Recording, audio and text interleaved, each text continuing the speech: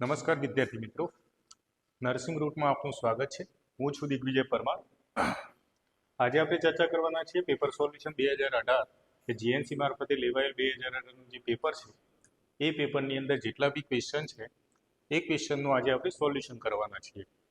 એન્યુરિઝમ કે જેની ડેફિનેશન છે, aneurysm is a localised abnormal ballooning bulging wall of the blood vessels. આપણી બોડીની અંદર આવેલી જે કંઈ બી બ્લડ વેસલ છે એ બ્લડ વેસલની અંદર કોઈ કારણસર શું થશે કે ફુગ્ગા જેવું બની જશે આ રીતે, અને એ ફુગ્ગા જેવું શું કરશે, વધારે પડતું મોટી સાઇઝમાં બનશે. નોર્મલ બ્લડની જે વેસલ હશે આ જ સાઇઝની હશે, પણ એના સિવાય શું થશે, અહીંયા ફુગ્ગાના આકારની અંદર બ્લડ વેસલ ફૂલશે, અને આ છે મોટા ભાગે કે શેમાં જોવા મળશે, આર્ટરીની અંદર જોવા મળશે. એના સિવાય શું થશે, cause by weakness in the vessels wall. આ જે બ્લડ વેસલ છે એના અંદર વીકનેસ જોવા મળશે, અને આ કન્ડિશનમાં આ રીતની પરિસ્થિતિ જોવા મળશે. તો તમે આ યાદ રાખી શકો છો. એન્યુરિઝમની અંદર શું થશે, abnormal ballooning and bulging in the wall of blood vessel. કે બ્લડ વેસલ જે આવેલી છે એના અંદર ફુગ્ગા જેવું એનો આકાર થઈ જશે, ફૂલી જશે. આ કન્ડિશનને આપણે શું કહેશું, એન્યુરિઝમ. અને ખાસ કરીને આ તમને જોવા મળશે આર્ટરીની અંદર. નેક્સ્ટ જોઈએ આપણે સાઇન એન્ડ સિમ્ટમ્સ ઓફ એન્યુરિઝમ. તો એન્યુરિઝમની અંદર ઉત્પન્ન થતા લક્ષણો અને ચિહ્નો શું હોય એના વિશે આપણે ચર્ચા કરીએ. તો aneurysm don't cause any symptoms, become large or rupture. આની અંદર બે પ્રકાર પડશે, યા તો એની સાઇઝમાં વધારો થશે, યા તો એ ખરાબ થઈ જશે, રપ્ચર થશે. તો ફર્સ્ટ પણ જોઈએ અનરપ્ચર એન્યુરિઝમના સાઇન એન્ડ સિમ્ટમ. અનરપ્ચર એન્યુરિઝમની અંદર કયા કયા લક્ષણો જોવા મળશે. તો ફર્સ્ટ પણ જોઈએ એબ્ડોમિનલ એયોર્ટિક એન્યુરિઝમ. એબ્ડોમિનલ મતલબ કે જે તમારા પેટની અંદર આવેલી જે અયોટા છે, યા તો જેટલી બી આર્ટરી છે એ અયોટાની અંદર માની લો કે શું થશે, એન્યુરિઝમ જોવા મળશે. અને એન્યુરિઝમના કારણે એના લક્ષણો કેવા બતાવે એની વાત કરીએ તો આપણે ડીપ કોન્સ્ટન્ટ પેઇન જોવા મળશે, એકદમ સ્ટ્રીક ઊંડાણપૂર્વક દુખાવો જોવા મળશે. બેક સાઇડ ઓફ એબ્ડોમેન, કે તમારા પેટના પાછળના ભાગની જે દિવાલ છે એ જગ્યાએ સૌથી વધારે દુખાવો જોવા મળશે. અને તમને શું ફીલ થશે, માસ ફીલ થશે, કે તમને કાયદેસર એવું ફીલ થશે કે ભાઈ મારા પેટની અંદર કંઈક વધારાનો કોઈ જથ્થો જમા થયો હોય એવું લાગશે. સેકન્ડ વન જોઈએ સેરેબ્રલ બ્રેન એન્યુરિઝમ. સેરેબ્રલની અંદર શું આવશે, આ પણ એક અનરપ્ચર્ડ બ્રેન એન્યુરિઝમ છે. આની અંદર જોવા મળશે pain above the behind one eyes, કે જે આંખ છે આંખના પાછળના ભાગે દુખાવો થવો. એના સિવાય શું જોવા મળશે, પીપીલ છે ડાયલેટ જોવા મળશે. એના સિવાય જોવામાં પણ ચેન્જીસ જોવા મળશે, મતલબ કે તમે જે જોવાના છો વિઝન છે, વિઝનની અંદર અમુક ટાઈમે શું દેખાશે, ઝાંખું દેખાશે, બ્લર દેખાશે. એના સિવાય જોઈએ તો ડબલ વિઝન, જેને કહેવાશે ડિપ્લોપિયા, કે તમે જે કંઈ બી જોવો છો શું જોવા મળશે, ડબલમાં જોવા મળશે. નેક્સ્ટ જોઈએ તો નમનેસ જોવા મળશે, વીકનેસ. તમારી બોડીના જે બ્રેન પાર્ટ છે એના કારણે અમુક ટાઈમે તમારા ફેસના પાર્ટ ઉપર શું જોવા મળશે, વીકનેસ જોવા મળશે. ફેસ પ્રોપરલી એક્સપ્રેશન નહીં આપી શકે. આ કન્ડિશન સાઇન એન્ડ સિમ્ટમ એન્યુરિઝમના છે. આ છે અનરપ્ચર એન્યુરિઝમના સાઇન એન્ડ સિમ્ટમ. હવે નેક્સ્ટ જોઈએ આપણે રપ્ચર્ડ એન્યુરિઝમના સાઇન એન્ડ સિમ્ટમ્સ. રપ્ચર એન્યુરિઝમના સાઇન એન્ડ સિમ્ટમની અંદર આ એક લાઈફ થ્રેટનિંગ ઇવેન્ટ છે, અને આ એક ઇમરજન્સી મેડિકલ કન્ડિશન પણ આને કહી શકીએ, કે તાત્કાલિક આપણે શું કરવું પડે, કે દવા ચાલુ કરવી પડે. Symptoms are sudden and severe. ઓચિંતા સિમ્ટમ જોવા મળે અને સિવિયર કેસની અંદર જો આ સિમ્ટમ જોવા મળે તો આ કન્ડિશનને રપ્ચર એન્યુરિઝમના સાઇન એન્ડ સિમ્ટમ તરીકે ફર્સ્ટ વન જોઈએ આપણે તો સેરેબ્રલ એન્યુરિઝમ કયું છે, તો રપ્ચર. તો રપ્ચરની અંદર ફર્સ્ટ વન જોઈએ મેડિકલ ઇમરજન્સી છે. આની અંદર જે કંઈ બી ચિહ્નો છે તે સડન જોવા મળશે. થંડર સ્કાલ્પ, હેડેક, માથાનો દુખાવો જોવા મળશે. એના સિવાય તમને શું જોવા મળશે, નોઝિયા, વોમિટિંગ. એના સિવાય તમારી જે ગરદન છે એ જકડાઈ જશે, સ્ટીફ નેક કહેવાશે. અને સેન્સિટિવિટી ટુ લાઇટ, તમે લાઇટના જે કંઈ બી પ્રકાશ હોય એના સંપર્કમાં સીધી રીતે નહીં આવી શકો. બ્લરેડ વિઝન, ડબલ વિઝન્સ, કે તમને જે જોવો છો તમે એ કેવું જોવા મળશે, બ્લર જોવા મળશે, યાની કે ઝાંખું જોવા મળશે. એના સિવાય જોઈએ તો ડબલ વિઝન, કે જે તમે જોઈ રહ્યા છો એ જે ચિત્ર છે યા તો સામેની જે પરિસ્થિતિ છે એ તમને ડબલમાં જોવા મળશે. એના સિવાય લોસ ઓફ કોન્શિયસનેસ, કે તમે ભાનમાં નહીં રહો. કે બેભાન હોય એ પરિસ્થિતિ જોવા મળશે. એના સિવાય સીઝર, કન્ફ્યુઝન, કે તમે વ્યક્તિ પોતે કન્ફ્યુઝ રહેશે, ક્યાં બેઠો છે, શું કરી રહ્યો છે, કયો ટાઈમ થયો છે, એ એને પોતાને જ ખબર ના હોય. આ બધા સિમ્ટમ તમને જોવા મળશે રપ્ચર એન્યુરિઝમની અંદર. નેક્સ્ટ જોઈએ એબ્ડોમિનલ એઓર્ટિક એન્યુરિઝમ. કયું છે? તો રપ્ચર છે. આગળ આપણે અનરપ્ચર જોયું. એબ્ડોમિનલ એઓર્ટિક એન્યુરિઝમની અંદર તમે આ કન્ડિશનમાં જોઈ શકો છો, સડન છે, ઇન્ટેન્સ પેન છે, એબ્ડોમિનલ ઓર બેક, પેટના ભાગે અને પાછળના ભાગે ઓચિંતો દુખાવો ચાલુ થશે. એના સિવાય તમને જોવા મળશે feel like tearing sensation spread to the groin or legs. તો તમારો જે ગ્રોઇન એરિયા છે, મતલબ કે સેક્સ્યુઅલ ઓર્ગન જે આવેલા હોય ત્યાંથી લઈને ધીમે ધીમે જે પેન છે સ્પ્રેડ થતું ક્યાં જશે? પગમાં જશે. એના સિવાયના ચિહ્નોની વાત કરીએ આપણે તો હાર્ટ રેટની અંદર શું જોવા મળશે? ફાસ્ટ હાર્ટ રેટ જોવા મળશે, જેને આપણે ટેકીકાર્ડિયા કહીએ છીએ. એના સિવાય ડિઝીનેસ જોવા મળશે, જેને આપણે બ્લડ વિઝન કહીએ છીએ. એન્ડ લો બ્લડ પ્રેશર, કે જે કંઈ બી હાઇપોટેન્શનની કન્ડિશન જોવા મળશે. બ્લડ પ્રેશર શું થશે આ કન્ડિશનમાં? ઓછું જોવા મળશે. એન્ડ ઇન્ટરનલ બ્લીડિંગ, કોઈ કારણસર આ વસ્તુ જે કંઈ બી આર્ટરી છે એ શું થઈ જશે? તૂટી જશે, રપ્ચર થઈ જશે. તો ઇન્ટરનલ બ્લીડિંગ ખાસ આ કન્ડિશનમાં જોવા મળશે. એન્ડ કેન લીડ્સ ટુ શોક. હવે શોકની કન્ડિશન શું છે? કે પ્રોપર કોઈ પણ ઓર્ગન જોડે એના જે સેલ છે એ સેલ જોડે પ્રોપર બ્લડ, જે કંઈ બી ઓક્સિજનેટેડ એન્ડ ન્યુટ્રિયન્ટ્સ વાળું બ્લડ છે પ્રોપર ના પહોંચે તો છેલ્લા શોકની કન્ડિશન પણ ઉત્પન્ન થઈ શકે છે. તો આ હતા તમારા રપ્ચર એન્યુરિઝમના સાઇન એન્ડ સિમ્ટમ, જેમાં આપણે એક સેરેબ્રલ જોયું અને બીજું જોયું એબ્ડોમિનલ. સેરેબ્રલની અંદર તમને અલગ અલગ સિમ્ટમ જોવા મળે, એવી રીતે એબ્ડોમિનલની અંદર પણ તમને અલગ અલગ સિમ્ટમ જોવા મળશે. કે નર્સિંગ મેનેજમેન્ટ લખો, પ્રિવેન્શન ઓફ એન્યુરિઝમ. એન્યુરિઝમનું નર્સિંગ મેનેજમેન્ટ, કે એઝ અ તમે સ્ટાફ નર્સ હોય તો તમારે શું મેનેજમેન્ટ કરવું જોઈએ, અને એ મેનેજમેન્ટની અંદર એ કર્યા પછી આ વસ્તુ ભવિષ્યમાં કોઈને ના થાય એના માટે તમે પહેલાથી શું પ્રિવેન્શન રાખી શકો, મતલબ કે સાવચેતી શું રાખવી જોઈએ. 5 માર્કમાં પૂછાયેલો ક્વેશ્ચન છે. આની અંદર આવશે aneurysm is a localise abnormal ballooning bulging wall of the blood vessels. Blood વેસલની અંદર ફુગ્ગા જેવું પાર્ટ ફૂલી જવું, બ્લડ વેસલ ફૂલવી, અને બ્લડ વેસલની જે આખી દિવાલ છે એકદમ બલ્જિંગ બની જવી. This weakening of the vessel wall makes susceptible to rupture. અમુક કન્ડિશનમાં શું થઈ જશે? આ જે ફુગ્ગો ફૂલેલો છે એ અમુક ટાઈમે શું થશે? તૂટી જશે, રપ્ચર થશે. રપ્ચર થવાના કારણે ઘણીવાર શું થશે? હેમરેજ જોવા મળશે. અને હેમરેજને આપણે શું કહીએ છીએ? Abnormal bleeding. કે જરૂર નથી ને બ્લીડિંગ તમારા કોઈ પણ પાર્ટમાંથી શું થશે? વધારે પડતું બ્લડ વહી જાય, એ કન્ડિશનને આપણે હેમરેજ કહીએ છીએ. Prevention of એન્યુરિઝમ.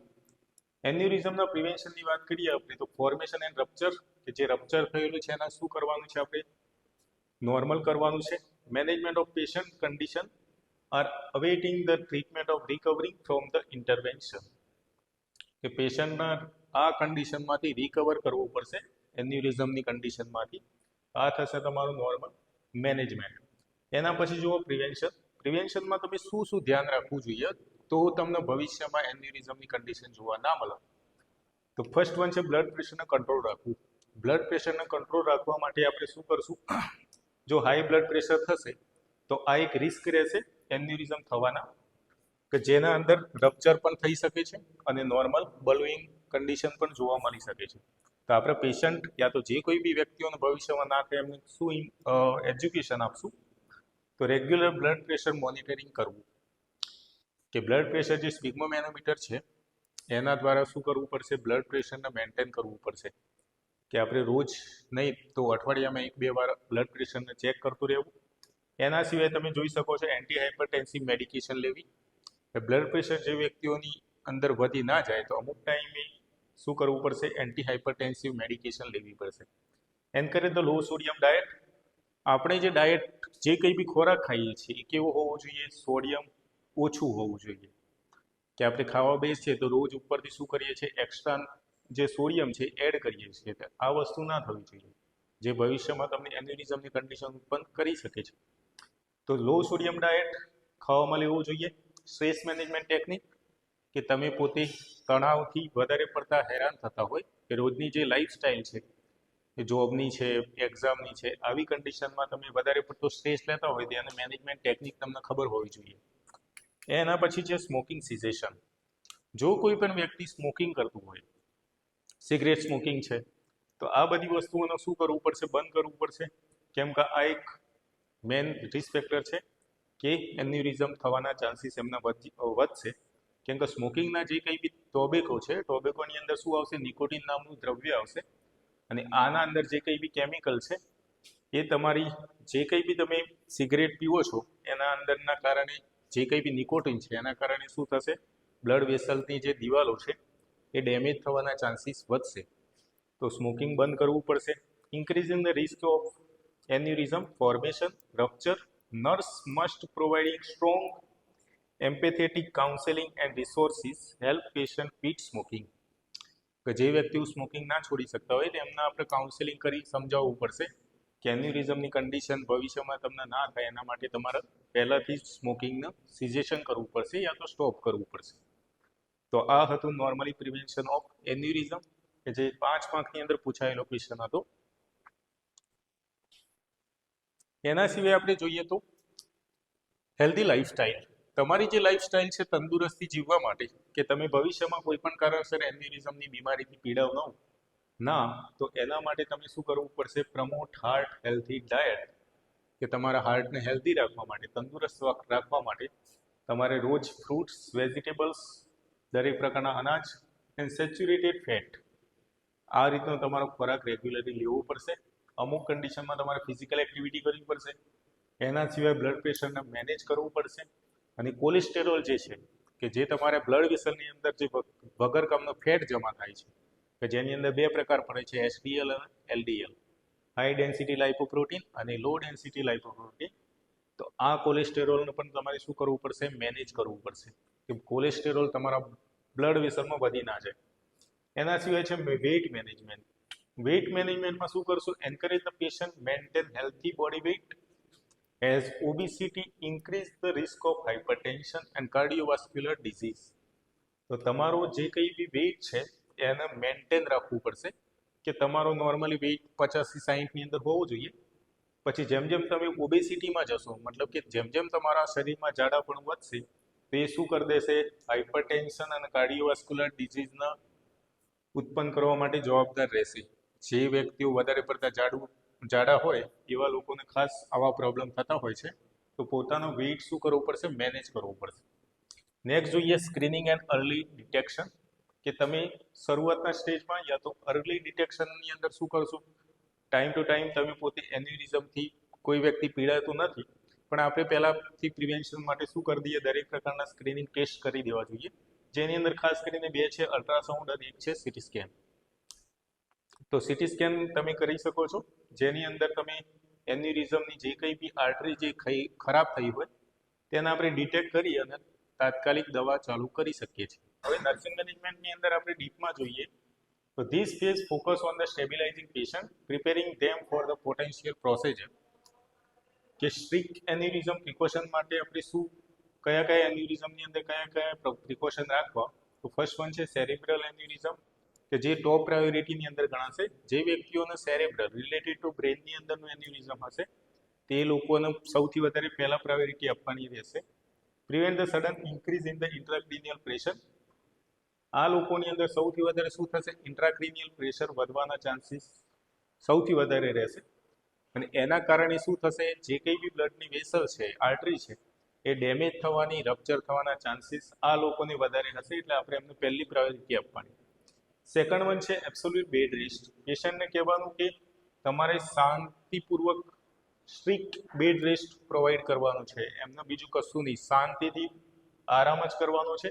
અને એમને શું કરવાનું છે? આજુબાજુની જે એન્વાયરમેન્ટ છે એકદમ શું હોવું જોઈએ? સ્ટ્રેસફુલ વગરનું હોવું જોઈએ, જેને કહેવાશે non stressful environment. Minimise stimuli. The room should be dimly light and visitors should be limited to prevent એઝિટેશન.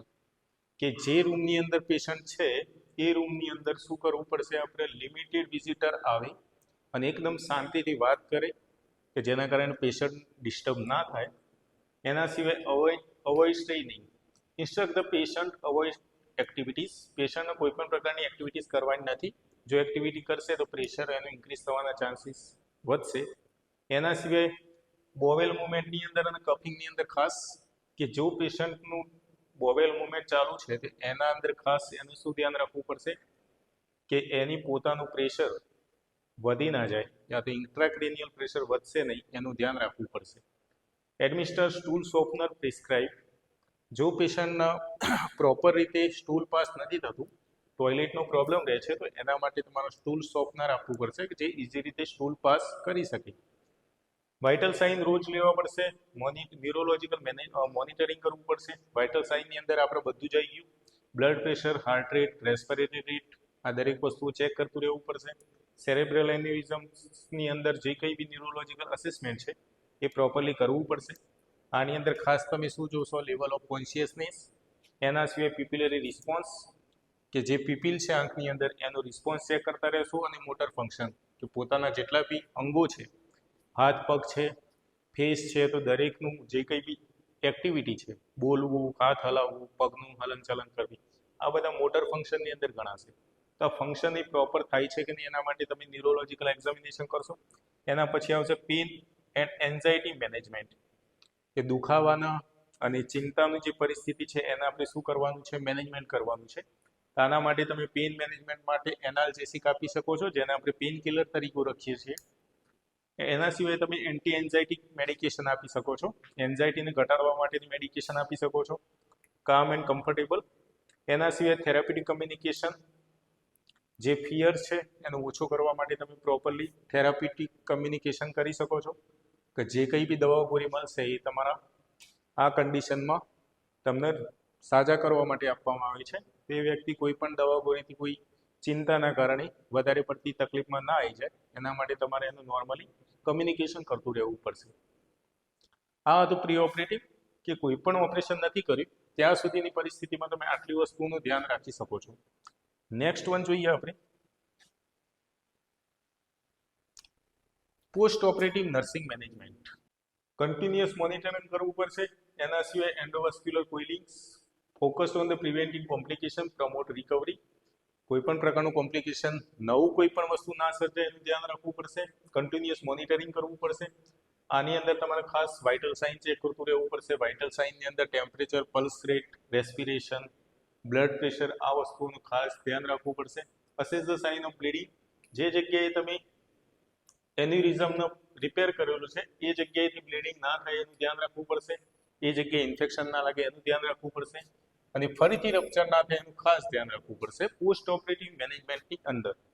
Next આવશે ન્યુરોલોજીકલ અસેસમેન્ટ. ન્યુરોલોજીકલ અસેસમેન્ટની અંદર તમારા વાઝોસ્પાઝમ કે બ્લડ વેસલ વધારે પડતી નેરો ના થઈ જાય એનું ધ્યાન રાખવું પડશે. અને એમાં પણ ખાસ બ્રેન જોડે આવેલી બ્લડ વેસલ છે એ શું થાય? નેરો ના થવી જોઈએ. એના સિવાય કોમન સિરિયસ કોમ્પ્લિકેશનની અંદર જોઈએ તો આપણે હેડેક, પછી આવશે decrease level of consciousness, patient ભાનમાં નહીં રહે તો આપણે એને ચેક કરતું રહેવું પડશે. અને ન્યુરોલોજીકલ ડેફિસિયટ છે કે નહીં એ આપણે ચેક કરતું રહેવું પડશે. ન્યુરોલોજીકલનો મતલબ કે બ્રેન તરફથી મળતા જે સિગ્નલો છે એના દ્વારા એ પ્રોપર સાંભળી શકે છે, બોલી શકે છે, રિસ્પોન્સ આપી શકે છે. આ પરિસ્થિતિ તમે પોસ્ટ ઓપરેટિવ મેનેજમેન્ટની અંદર ચેક કરશો.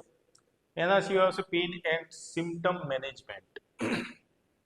દુખાવા માટે તમે નોર્મલી મેડિકેશન આપી શકો છો, જેના માટે તમે એનાલ્જેસિક ડ્રગ પ્રોવાઈડ કરશો.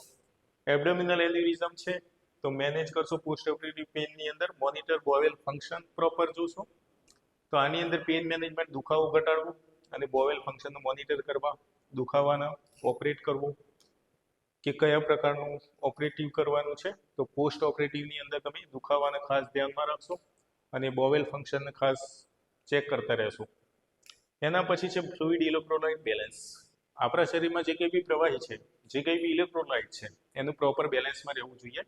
એના માટે આપણે શું કરતા રહીશું? ઇન્ટેક એન્ડ આઉટપુટ ચેક કરતા રહીશું. ઇન્ટેકનો મતલબ થશે જેટલું બી પ્રવાહી આપણા શરીરની અંદર આપણે લઈએ છીએ એ બધું જ, અને જે કંઈ બી પ્રવાહી, જે કંઈ બી યુરિન મારફતે, પરસેવા મારફતે જે કંઈ બી પ્રવાહી બહાર નીકળે છે તો આ થશે ઇન્ટેક એન્ડ આઉટપુટ. આઉટપુટની અંદર દરેક વસ્તુ બહાર નીકળવી યા તો નકામા દ્રવ્ય બહાર નીકળવા. અને ઇન્ટેકનો મતલબ તમે જે કંઈ બી વસ્તુ અંદર લઈ રહ્યા છો બોડીની અંદર એ. એના અંદર ખાસ કરીને આઈવી ફ્લુઇડ મારફતે પણ ઘણી વખતે આપણે શું કરીએ છીએ? ફ્લુઇડ આપી રહ્યા છીએ. તો આઈવી ફ્લુઇડને શું કરવું પડશે? એડિક્યુએટ હાઇડ્રેશન માટે આપવાના છીએ આપણે. હાઇડ્રેશનનો મતલબ થાય આપણી બોડીની અંદર પ્રવાહીનું લેવલ મેન્ટેન રહે. આના વિરુદ્ધમાં જોઈએ તો ડિહાઇડ્રેશનમાં શું થશે? બોડીનું પ્રવાહી બધું વધારે પડતું બોડીમાંથી બહાર નીકળી જવું, વધારે પડતી વોમિટિંગ થઈ જવી, ડાયરિયા થવા. તો આ લેવલના આપણે મેન્ટેન કરવું પડશે, જેને હાઇડ્રેશન લેવલ કહેવાશે. વુન્ડ કેર, કે જે જગ્યાએ તમે સર્જિકલી જે કંઈ બી આર્ટરી યા તો બ્લડ વેસલને તમે રિપેર કરેલી છે એનો વુન્ડ કેર કરવી પડશે. એ જગ્યાએ જે ઘા પડેલું છે એને કેર કરવી પડશે. જે જગ્યાએ ઇન્સિઝન પાડેલું છે, જે જગ્યાએ કટ પાડેલું છે, એ કટને આપણે શું કરવું પડશે? ઇન્ફેક્શન ના લાગી જાય એનું આપણે ધ્યાન રાખવું પડશે. તો જે જગ્યાએ વુન્ડ છે એ જગ્યાએ તમે શું જોશો? એનો કલર જોશો કે વધારે પડતો લાલ પડતો તો નથી થઈ ગયો એ જગ્યાની સ્કિન. એના સિવાય શું જોશો? સ્વેલિંગ, સોજો તો નથી આવ્યો. અને ડ્રેનેજ, એ જગ્યાએથી કોઈ પણ પ્રવાહી યા તો કોઈ પણ વસ્તુ બહાર તો નથી નીકળતી, એનું ધ્યાન રાખતા રહેશો. અર્લી મોબિલાઇઝેશન, ધીમે ધીમે તમે શું કરશો? એને એન્કરેજ કરશો એમ્બ્યુલેશન માટે. અને જે ડૉક્ટરના ઓર્ડર પ્રમાણે આપણે શું કરશું? ડીપ વેન થ્રોમ્બોસિસ ના થાય. પગની અંદરની જે વેન છે એ બધી શું થઈ જશે? થ્રોમ્બસ ફોર્મેશનની અંદર બધી જકડાઈ ના જાય, યા તો ત્યાં જગ્યાનું બ્લડ સર્ક્યુલેશન બંધ ના થાય. એના માટે અમુક ટાઈમે શું કરવું પડશે? પેશન્ટને હલનચલન થોડી ઘણી કરવી પડશે. તો આ રીતે તમે પોસ્ટ ઓપરેટિવ નર્સિંગ મેનેજમેન્ટ કરી શકો છો. તો આ રીતે આપણે સર્જિકલ મેનેજમેન્ટની અંદર આ રીતે દરેક વસ્તુનું ધ્યાન રાખશું. વાઇટલ સાઇનને મેન્ટેન કરશું, એના સિવાય ન્યુરોલોજીકલ અસેસમેન્ટ કરશું, પેનને મેનેજ કરશું, હાઇડ્રેશન લેવલને મેન્ટેન કરતા રહેશું, વુન્ડ કેર પ્રોપર કરતા રહેશું, અને મોબિલાઇઝેશન પણ અમુક ટાઈમે કરતું રહેવું પડશે. તો ઓટાઇટિસ મીડિયામાં પહેલાં આપણે નોર્મલી જોઈએ પહેલાં તો થશે કાન, કે ઈયરના જે કંઈ બી પ્રોબ્લેમ છે એમાં એક છે ઓટાઇટિસ મીડિયા. ઈયરની એનાટોમી સમજીએ આપણે. આ છે ઈયર, આ થશે સેમી સર્ક્યુલર કેનાલ કે જે આઉટર ઈયર ગણાશે. એના પછી અહીંયાથી આ ભાગ સુધીનો થશે મિડલ ઈયર, અને લાસ્ટ વાળો પાર્ટ થશે ઇનર ઈયર. હવે અહીંયા શું થાય છે આ કન્ડિશનમાં? ઓટાઇટિસની અંદર ઓટ જે લાગે છે આ થશે ઈયરના રિલેટેડ, અને આઇટિસનો મતલબ થશે ઇન્ફ્લામેશન. તો કાનના મિડલ ઈયરની અંદર શું થશે? ઇન્ફ્લામેશન લાગશે. તો ડેફિનેશન કઈ રીતે સમજશો તમે? ઓટાઇટિસ મીડિયા છે મેડિકલ ટર્મની અંદર એને જાણીએ આપણે. Inflammation or infection in the middle ear. Middle ઈયરની અંદર શું થશે? ઇન્ફ્લામેશન લાગશે. આ કન્ડિશનને આપણે શું કહેશું? Otitis media. એના સિવાય જોઈએ તો build up fluid behind the year drum. Year drum પછીના પાર્ટની અંદર શું થશે? ફ્લુઇડનું કલેક્શન થશે, ફ્લુઇડનો વધારો થશે. એના સિવાય જોઈએ તો આવું કઈ કઈ પરિસ્થિતિમાં જોવા મળશે? તો કોલ્ડની પરિસ્થિતિમાં ઘણીવાર ગળું સુકાઈ જાય, જેને કહેવાય છે સોર થ્રોટ, અને એક રેસ્પિરેટરી ઇન્ફેક્શનના કારણે આ ઓટાઇટિસ મીડિયા જોવા મળી શકે છે. આ થઈ definition of otitis media. Next જોઈએ આપણે 4 માર્કની અંદર પૂછાયેલો ઓટાઇટિસ મીડિયાના રિલેટેડ જ છે. તો એના અંદર શું પૂછેલું છે? Risk factor of otitis media, અને જોડે જોડે પૂછ્યું છે ક્લિનિકલ મેનિફેસ્ટેશન. ક્લિનિકલ મેનિફેસ્ટેશનનો મતલબ થશે સાઇન એન્ડ સિમ્ટમ. રિસ્ક ફેક્ટરનો મતલબ થશે ગંભીર પરિબળો. ગંભીર પરિબળો કયા કયા હોય ઓટાઇટિસ મીડિયાની અંદર? તો ફર્સ્ટ વન જોઈએ આપણે, increase a person risk developing otitis media especially in children. ખાસ કરીને આ કન્ડિશન બાળકોમાં જોવા મળશે. એના સિવાય જોઈએ તો એજ ચિલ્ડ્રન બિટવીન 6 મંથ, જે બાળકોની ઉંમર 6 મહિનાની અંદરમાં છે યા તો 2 વર્ષના બાળકો છે એવામાં ખાસ જોવા મળશે. એના સિવાય short horizontal less effective eustachian tube, જે ઈયરનો પાર્ટ છે. યુસ્ટેચન ટ્યુબની અંદર શું થશે? લેસ ઇફેક્ટિવ પ્રોબ્લેમ જોવા મળશે. And more prone to blockage. કાનની અંદર ઘણીવાર શું થશે? પ્રોપર બ્લોકેજ થવાના કારણે પણ આ કન્ડિશન થઈ શકે છે. એના સિવાય બીજું પરિબળ જવાબદાર છે ડે કેર અટેન્ડન્સ, જેની અંદર children in age group of the setting higher risk of exposure cold. સૌથી વધારે તમે કોલ્ડના સંપર્કમાં વધારે પડતા આવ્યા હોય તો કાનની અંદર ઇન્ફેક્શન લાગી શકે છે, ઇન્ફ્લામેશન લાગી શકે છે, અને એ પણ કયા ભાગમાં? મિડલ ઈયરની અંદર. ફેમિલી હિસ્ટ્રીની વાત કરીએ આપણે તો ફેમિલી હિસ્ટ્રીમાં જે કંઈ બી લોકોને ઈયર ઇન્ફેક્શન રહેતું હોય એમના બાળકોમાં થઈ શકે છે. એના સિવાય જોઈએ તો એક્સપોઝર ટુ સ્મોક. તમે ધુમાડાના સંપર્કમાં આવેલા હોય વધારે પડતા, તો એવી કન્ડિશનમાં પણ શું થશે? ઓટાઇટિસ મીડિયા થશે. એના સિવાય જે તમારો આજુબાજુના ઘરનું જે વાતાવરણ છે એની જે હવા છે એ પ્રોપર ક્વોલિટીવાળી ના હોય, ખરાબ હવા હોય, એના સંપર્કમાં આવવાથી ઘણીવાર શું થશે, ઇસ્યુચિયન ટ્યુબ છે એ ઇરિટેટ થશે અને એના કારણે ઘણીવાર ઇન્ફેક્શન લાગી શકે છે. બોટલ ફીડિંગ, કે જે બાળકો માતાનું બ્રેસ્ટ મિલ્ક ના લેતા હોય, યા તો જે બાળકોના માતાનું બ્રેસ્ટ મિલ્ક નથી આપવામાં આવતું અને આપવામાં આવે છે તો બોટલ ફીડિંગ મારફતે આપવામાં આવે છે, એવા બેબીઝની અંદર ઘણીવાર શું થશે, બેબીઝ જ્યારે સૂતેલા હોય, લાઈ ડાઉન પોઝિશનમાં હોય અને શું કરશે, ઘણી વખતે બોટલ મારફતે મિલ્ક લેતા હશે તો ઘણીવાર શું થશે, આ જે ફ્લુઇડ છે એ મિલ્ક સીધું ક્યાં જતું રહેશે, ઇયરના ઇસ્યુચિયન ટ્યુબના ભાગમાં જતું રહેશે અને એના કારણે ઘણીવાર ઇન્ફેક્શન લાગી શકે છે. એના સિવાય જોઈએ તો એલર્જી એન્ડ કોલ્ડ, જે લોકોને કોઈ વસ્તુની યા તો કોઈ પણ જે કંઈ બી આજુબાજુનો એરિયા છે યા તો કોઈ ખાવા પીવાની કોઈ એલર્જી હોય તે એલર્જીના કારણે જોવા મળશે. એના સિવાય એડેનોઇડ્સ એનલાર્જ થશે અને એડેનોઇડ એનલાર્જ થવાના કારણે પ્રોપર એ જગ્યાએ સોજો આવી જશે અને એ ભાગ કેવો થઈ જશે, કન્જેસ્ટેડ થઈ જશે, ઇયરનો ભાગ. અને આ ઇયરનો ભાગ કન્જેસ્શન થશે તો પહેલું ઇસ્યુચિયન ટ્યુબની અંદર કન્જેસ્શન આવવાના કારણે ઓટાઇટિસ મીડિયા થવાના પરિબળ વધશે. એના સિવાય પ્રોપર ડ્રેનેજ, કે તમારા કાનની અંદરનું જે પ્રોપર વસ્તુઓ, જે કંઈ બી નકામો કચરો છે પ્રોપર બહાર ના નીકળે તો એના કારણે પણ ઘણીવાર શું થશે, ઓટાઇટિસ મીડિયાની કન્ડિશન ઉત્પન્ન થઈ શકે છે. તો આટલા પરિબળો જવાબદાર રહેશે ઓટાઇટિસ મીડિયા થવા માટે. નેક્સ્ટ આપણે જોઈએ clinical manifestation of otitis media. તો કયા કયા સાઇન એન્ડ સિમ્પટમ જોવા મળશે ઓટાઇટિસ મીડિયાની અંદર? તો ફર્સ્ટ વન છે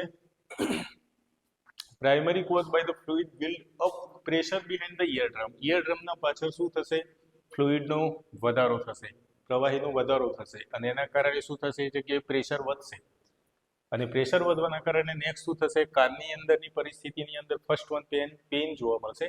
પેઇનને આપણે મેડિકલ કન્ડિશનમાં કહીએ છીએ ઓટાલ્જિયા. ઓટાલ્જિયાની અંદર આ પણ ઓટી લાગશે યા તો ઓટ લાગશે. તો આ જે લાગે છે એના ઉપરથી આપણે યાદ રાખવાનું કે દરેક પરિસ્થિતિમાં અહીંયા ઇયર જ લાગશે અને આલ્જિયાનો મતલબ આપણે શું સમજશું, પેઇન સમજશું. This is most common symptom છે. Feeling fullness, pressure in the ear, કાનની અંદર તમે ભરી હોય એવું લાગશે, કાન એકદમ પેક થઈ ગયું એવું લાગશે. નેક્સ્ટ જોવા મળશે ફીવર. તો ફીવર પણ યંગર ચિલ્ડ્રનની અંદર ખાસ કે ઓટાઇટિસ મીડિયા થયું હોય તો ફીવર જોવા મળી શકે છે. ઘણીવાર બાળકનો સ્વભાવ ઇરિટેબિલિટી, ચીડિયાપણો સ્વભાવ જોવા મળશે, રેસ્ટલેસનેસ જોવા મળશે. આ બધી કન્ડિશન ઓટાઇટિસ મીડિયામાં જોવા મળે છે. અને ખાસ કરીને સૌથી વધારે જ્યારે બાળક સૂતું હોય ત્યારે એને સૌથી વધારે દુખાવો જોવા મળશે. તો difficulty sleeping due to pain, સૌથી વધારે દુખાવો થવાના કારણે કાનના અંદર એ પ્રોપર સ્લીપ નહીં લઈ શકે.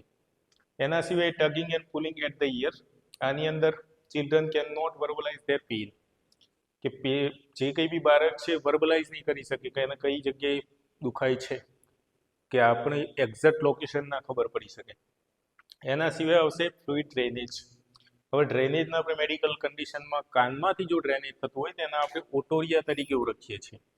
હવે આ જે પ્રેશર છે એ વધારે પડતું બનવાના કારણે ઇયરડ્રમની અંદર શું થશે, રપ્ચર થઈ જશે. ઇયરડ્રમ રપ્ચર થવાના કારણે એના અંદરથી શું થશે, પસ કલેક્શન આવશે, રસી આવશે અને આ રસી છે પ્રવાહી મારફતે હશે અને આ જે રસી છે પછી કાનમાંથી શું થતી હશે, બહાર આવતી હશે.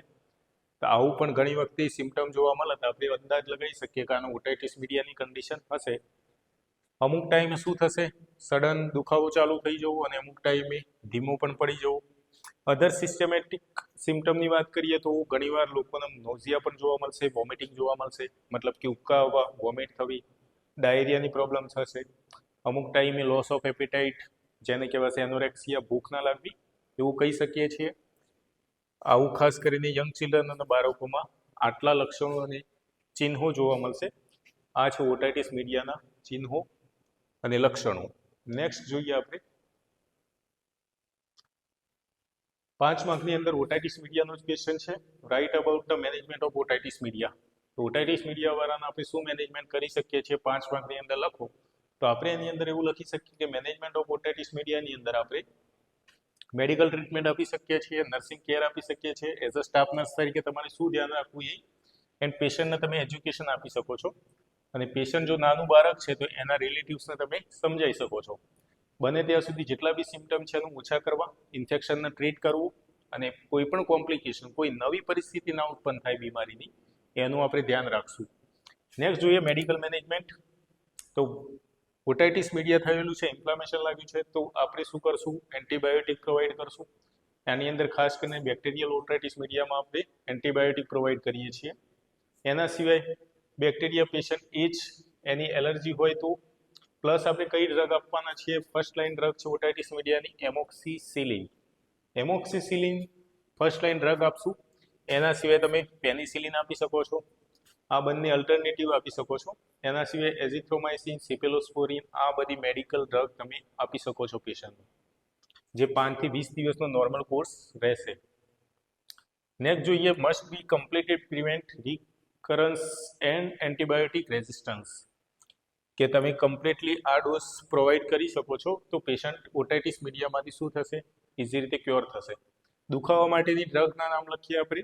તો મેડિકલ મેનેજમેન્ટની અંદર તમે એનાલ્જેસિક એન્ટીપાયરેટિક્સમાં ખાસ કરીને આઇબુપ્રોફેન આપી શકો છો.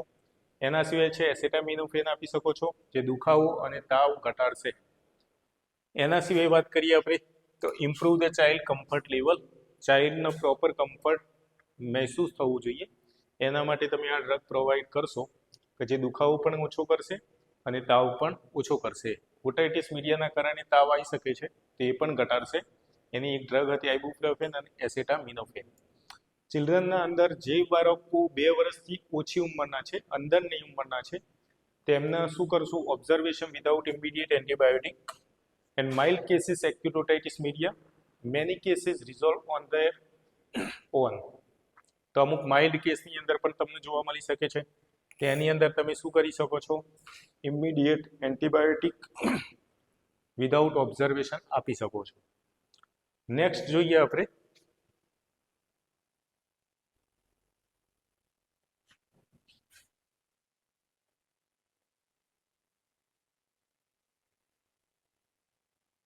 Nursing care. હવે એઝ અ સ્ટાફ નર્સ તરીકે તમારા જોડે આવું પેશન્ટ આવ્યું હોય તો આપણે શું કેર કરવી? તો ઓટાઇટિસ મીડિયામાં સિમ્પ્ટોમેટિક રિલીફ મોનિટરિંગ કરવાનું છે કે એના સિમ્ટમ જોઈ એ સિમ્ટમને ઓછી કરવા માટે દવાઓ આપવાની છે. એના સિવાય પેઇન મેનેજમેન્ટની અંદર તમે એનાલ્જેસિક ઓલરેડી આપવાના જ છો. એના કમ્ફર્ટ મેઝર આપવાના છો. કમ્ફર્ટ મેઝરની અંદર આપણે જે ગરમ કમ્પ્રેસર છે એ તમારા કાન ઉપર એને શું કરવાના છે? અપ્લાય કરવાના છે. જે કાનમાં પ્રોબ્લેમ હોય એ, એટલે શું લખેલું છે? અફેક્ટેડ ઇયર, કે જે કાનમાં ઓટાઇટિસ મીડિયા થઈ હોય એ જગ્યાએ વોર્મ કમ્પ્રેસ તમારે પ્રોવાઈડ કરવાનું. એના સિવાય આવશે ફીવર રિડક્શન. ટેમ્પરેચર એનું શું કરવાનું છે? મોનિટર કરવાનું છે, ઓછું કરવાનું છે. તો એના માટે તમે એન્ટીપાયરેટિક ડ્રગ આપતા રહેશો. And fluid intake prevent dehydration. પેશન્ટનો નોઝિયા વોમિટિંગની કન્ડિશન હતી, તો એના માટે તમે ડિહાઇડ્રેશન ના થાય વધારે પડતું, તો એના માટે તમે શું કરશો? ફ્લુઇડનું બને ત્યાં સુધી વધારે પડતું આપશો પ્રવાહી. Patient and family education. એના પછી જોઈએ તો આની અંદર તમને જોવા મળશે પેરેન્ટ્સ અને એના ફેમિલી મેમ્બરને તમે એન્ટીબાયોટિકનો કોર્સ વિશે સમજાવશો. અને જે કંઈ બી ચિહ્નો જોવા મળે છે ઇન્ફેક્શનના, કે જે દુખાવો છે, તાવનું છે, પછી જે પ્રવાહી બહાર નીકળી છે કાનમાંથી, આ બધું મેડિકલ અટેન્શન રાખવું. મતલબ કે આવી કન્ડિશન થાય તો તમે તાત્કાલિક દવા લેવી. Preventing complication.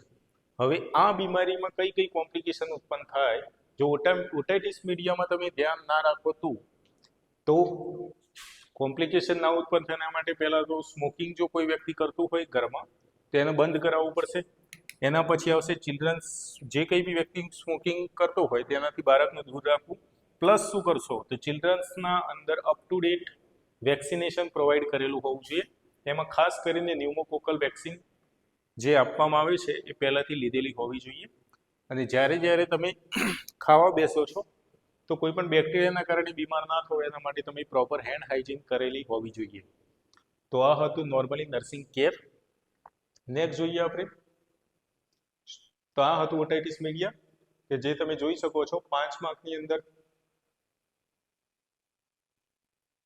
3 માર્કની અંદર ડેફિનેશન, એના સિવાય રિસ્ક ફેક્ટર અને ક્લિનિકલ મેનિફેસ્ટેશન 4 માર્કમાં, અને 5 માર્કની અંદર મેનેજમેન્ટ. આ રીતે 12 માર્કનો ક્વેશ્ચન થશે. અને એના સિવાયનો હવે નેક્સ્ટ ક્વેશ્ચન જોઈએ આપણે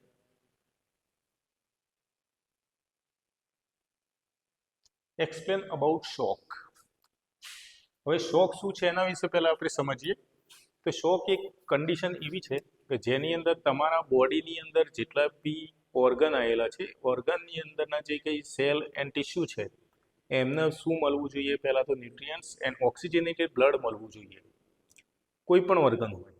હવે કોઈ કારણસર તમારા બોડીના ઓર્ગનના સેલ અને ટિશ્યુને ઓક્સિજનેટેડ પ્લસ ન્યુટ્રિયન્ટ્સવાળું બ્લડ પ્રોપરલી નહીં મળે તો એના કારણે એ જગ્યાના ટિશ્યુની અંદર શું થશે? પરફ્યુઝન જોવા મળશે. અને આ કન્ડિશનના કારણે શું થશે? શોકની એક બીમારી ઉત્પન્ન થશે. તો પહેલાં આપણે જોઈએ definition. Shock is a life threatening medical emergency છે અને આની અંદર તમને ટિશ્યુ પરફ્યુઝન જોવા મળશે. કેમ કે પ્રોપર ઓક્સિજનેટેડ એન્ડ જે કંઈ બી ન્યુટ્રિયન્ટ્સવાળું બ્લડ છે એ કોઈ પણ જગ્યાએ ટિશ્યુના પ્રોપર ના મળવાના કારણે એ જગ્યાના સેલ અને ઓર્ગન છે એ શું કરશે? પ્રોપર ઓક્સિજન ન્યુટ્રિયન્ટ્સ ના મળવાના કારણે વર્ક નહીં કરી શકે.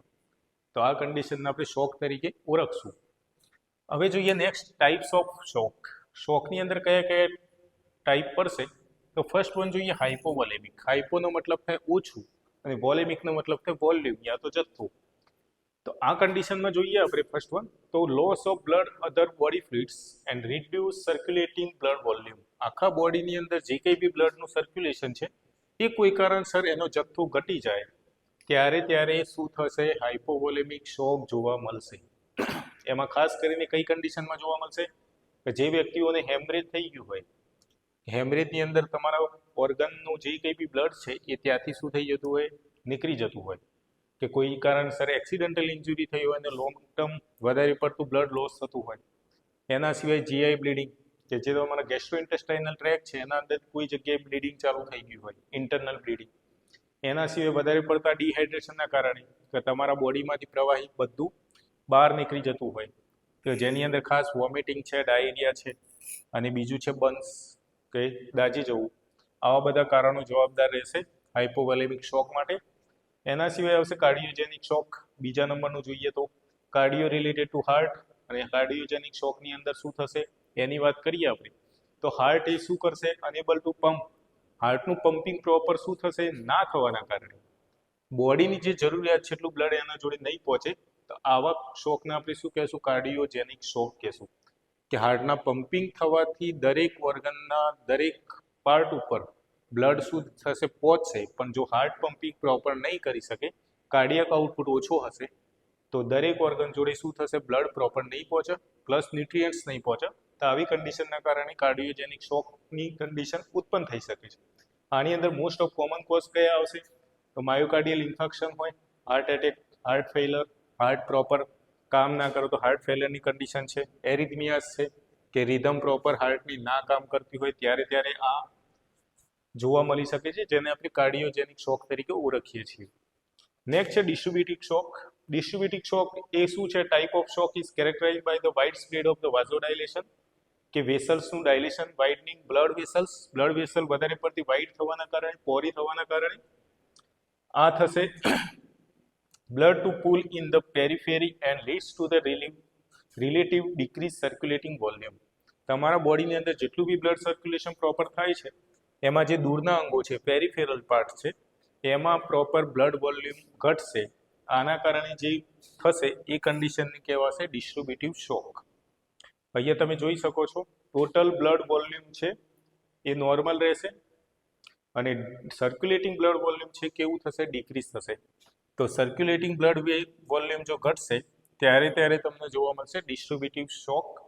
આમાં મેઇન કારણ રહેશે વાઝોડાયલેશન, કે જે કંઈ બી બ્લડ વેસલ છે વાઇડનિંગ, વધારે પડતી વાઇડ થવાના કારણે આ પરિસ્થિતિ ઉત્પન્ન થશે, જેને આપણે ડિસ્ટ્રીબ્યુટિવ શોક તરીકે ઓળખીએ છીએ.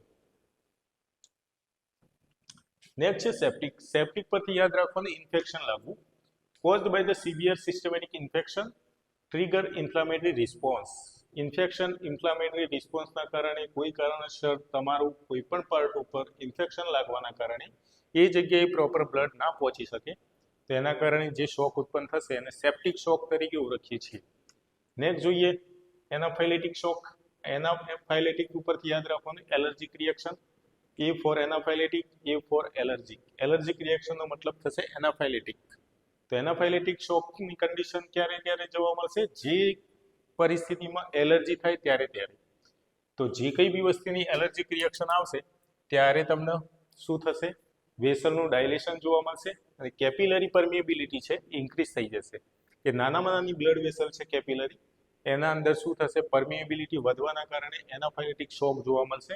અને આ ખાસ કરીને એલર્જીક રિએક્શન વાળા વ્યક્તિઓમાં, જે વ્યક્તિઓની એલર્જીક રિએક્શન જલ્દીથી આવતું હોય એવા લોકોને એનાફાઇલેટિક શોકની કન્ડિશન થઈ શકે છે.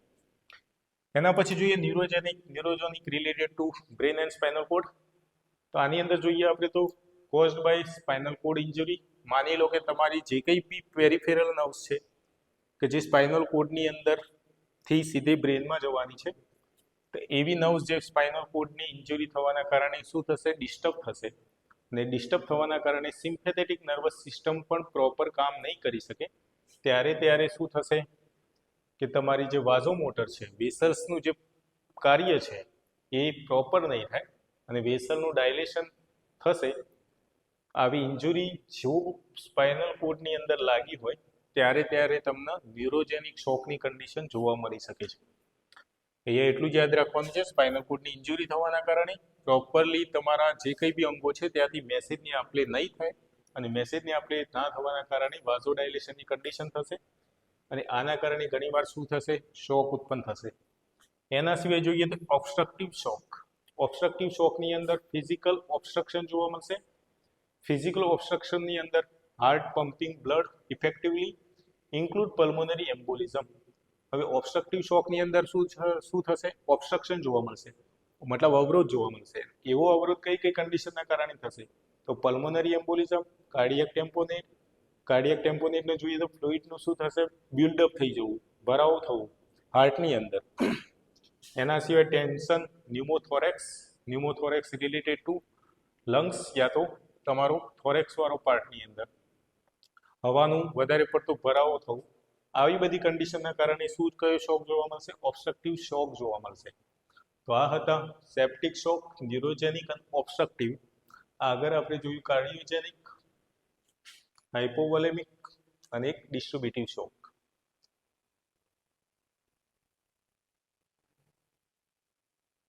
નેક્સ્ટ જોઈએ આપણે સાઇન એન્ડ સિમ્ટમ ઓફ શોક. શોકના અંદર આપણે બધા જનરલ સિમ્ટમ લઈ લઈએ આપણે, અને એ પણ સિસ્ટમ વાઇઝ જોઈએ તો ફર્સ્ટ આવશે કાર્ડિયોવાસ્ક્યુલર સિસ્ટમની અંદર શું થશે એ જોઈએ તો ટેકીકાર્ડિયા, હાર્ટ રેટ ઇન્ક્રીઝ થઈ જવા. એના સિવાય તમે જોઈ શકો છો કાર્ડિયાક આઉટપુટ ઇન્ક્રીઝ થવો. ફીલ વીક એન્ડ થ્રેડી પલ્સ, પલ્સની અંદર વીક પલ્સ જોવા મળશે. એના સિવાય શોકના આનો જે પ્રોગ્રેસ લેવલ છે, સુધારો છે, એ બહુ લેટ જોવા મળશે. પ્લસ શું જોવા મળશે? હાઇપોટેન્શન, બ્લડ પ્રેશર ડિક્રીઝ જોવા મળશે અને રેસ્પિરેટરી સાઇન પણ અમુક વખતે જોવા મળશે. એના સિવાય જોઈએ તો અર્લીની અંદર ટેકિપનિયા, રેપિડ શેલો બ્રીધિંગ, બહુ ફાસ્ટ બ્રીધિંગ લેતું હશે આ પેશન્ટ, એન્ડ મેટાબોલિક એસિડોસિસની કન્ડિશન જોવા મળશે. સેલ્યુલર હાઇપોક્સિયા જોવા મળશે. સેલ્યુલર હાઇપોક્સિયાની અંદર શું થશે? સેલના પ્રોપર બ્લડ છે એ પ્રોપર ના મળવાના કારણે એને કહેવાશે સેલ્યુલર હાઇપોક્સિયા. નેક્સ્ટ જોઈએ આપણે breathing become irregular, laboured and oxygen saturation drop. ઓક્સિજનનું લેવલ ઘટશે. મેં પહેલાં જ કીધું તમને કે જે કંઈ બી બ્લડ છે ઓક્સિજન વાળું હોવું જોઈએ, દરેક સેલને મળવું જોઈએ. અને જો ઓક્સિજન વાળું નહીં મળે, ન્યુટ્રિયન્ટ્સ વાળું નહીં મળે, તો એ જગ્યાના જે પાર્ટ છે બધા ખરાબ થશે. તો ઇરેગ્યુલર લેબર્ડ બ્રીધિંગ જોવા મળશે. બ્રીધિંગની જે પેટર્ન છે ઇરેગ્યુલર થઈ જશે, ઓક્સિજનનું લેવલ ઘટશે. આ થશે નોર્મલી તમને કાર્ડિયોવાસ્ક્યુલરના પ્લસ લંગ્સની અંદર. નેક્સ્ટ જોઈએ ઇન્ટેગ્યુમેટ્રી. આ થશે સ્કિન રિલેટેડ. સ્કિન જો બ્લડ સર્ક્યુલેશન પ્રોપર એ જગ્યાએ નહીં પહોંચે તો એ જગ્યાએ કેવી જોવા મળશે? ઠંડી જોવા મળશે. એ જગ્યાનો કલર પેલ જોવા મળશે. And clammy due to the peripheral vasoconstriction. જે કંઈ બી દૂરના અંગો છે એમાં પેરિફેરલ પાર્ટ જે છે દૂરના, એમાં વાઝોકોન્સ્ટ્રિક્શન, વેસલ્સનું કોન્સ્ટ્રિક્શન જોવા મળશે. And blood to the vital organs.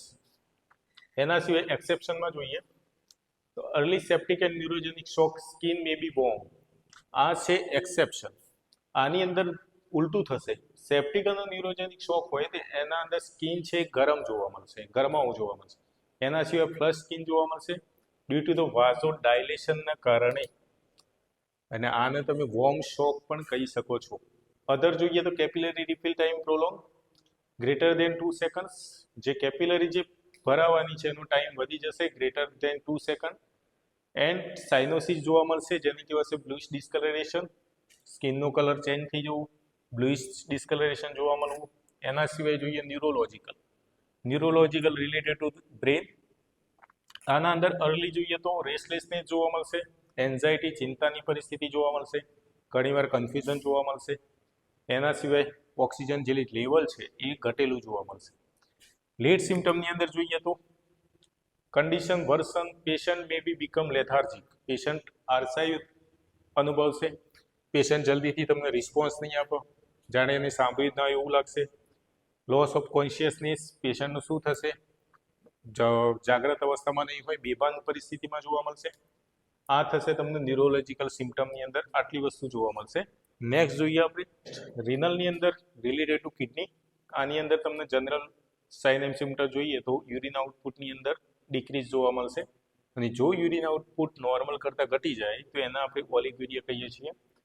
એના સિવાય સ્ટોપ કમ્પ્લીટલી યુરિન વધારે પડતું જો ઓછું થાય તો એ કન્ડિશન આપણે એનુરિયા તરીકે ઓળખીએ છીએ. Kidney attempt to the conserve fluid and Foley's catheter can be important monitoring tool. આપણે જે કંઈ બી પરિસ્થિતિ છે યુરિન આઉટપુટ એને જોવા માટે આપણે શું કરશું, કેથેટર લગાવશું, અને કેથેટરનું જે પાઉચ છે એના અંદર આપણે ચેક કરતા રહીશું કે પેશન્ટના દિવસની અંદર કેટલું યુરિન આઉટપુટ આવ્યો. એના ઉપરથી આપણે એક સિમ્ટમ લઈ શકીએ છીએ કે આની અંદર યુરિન આઉટપુટ ઓછો આવ્યો હશે તો ઓલિગુરિયા અને એનુરિયાની કન્ડિશન જોવા મળશે.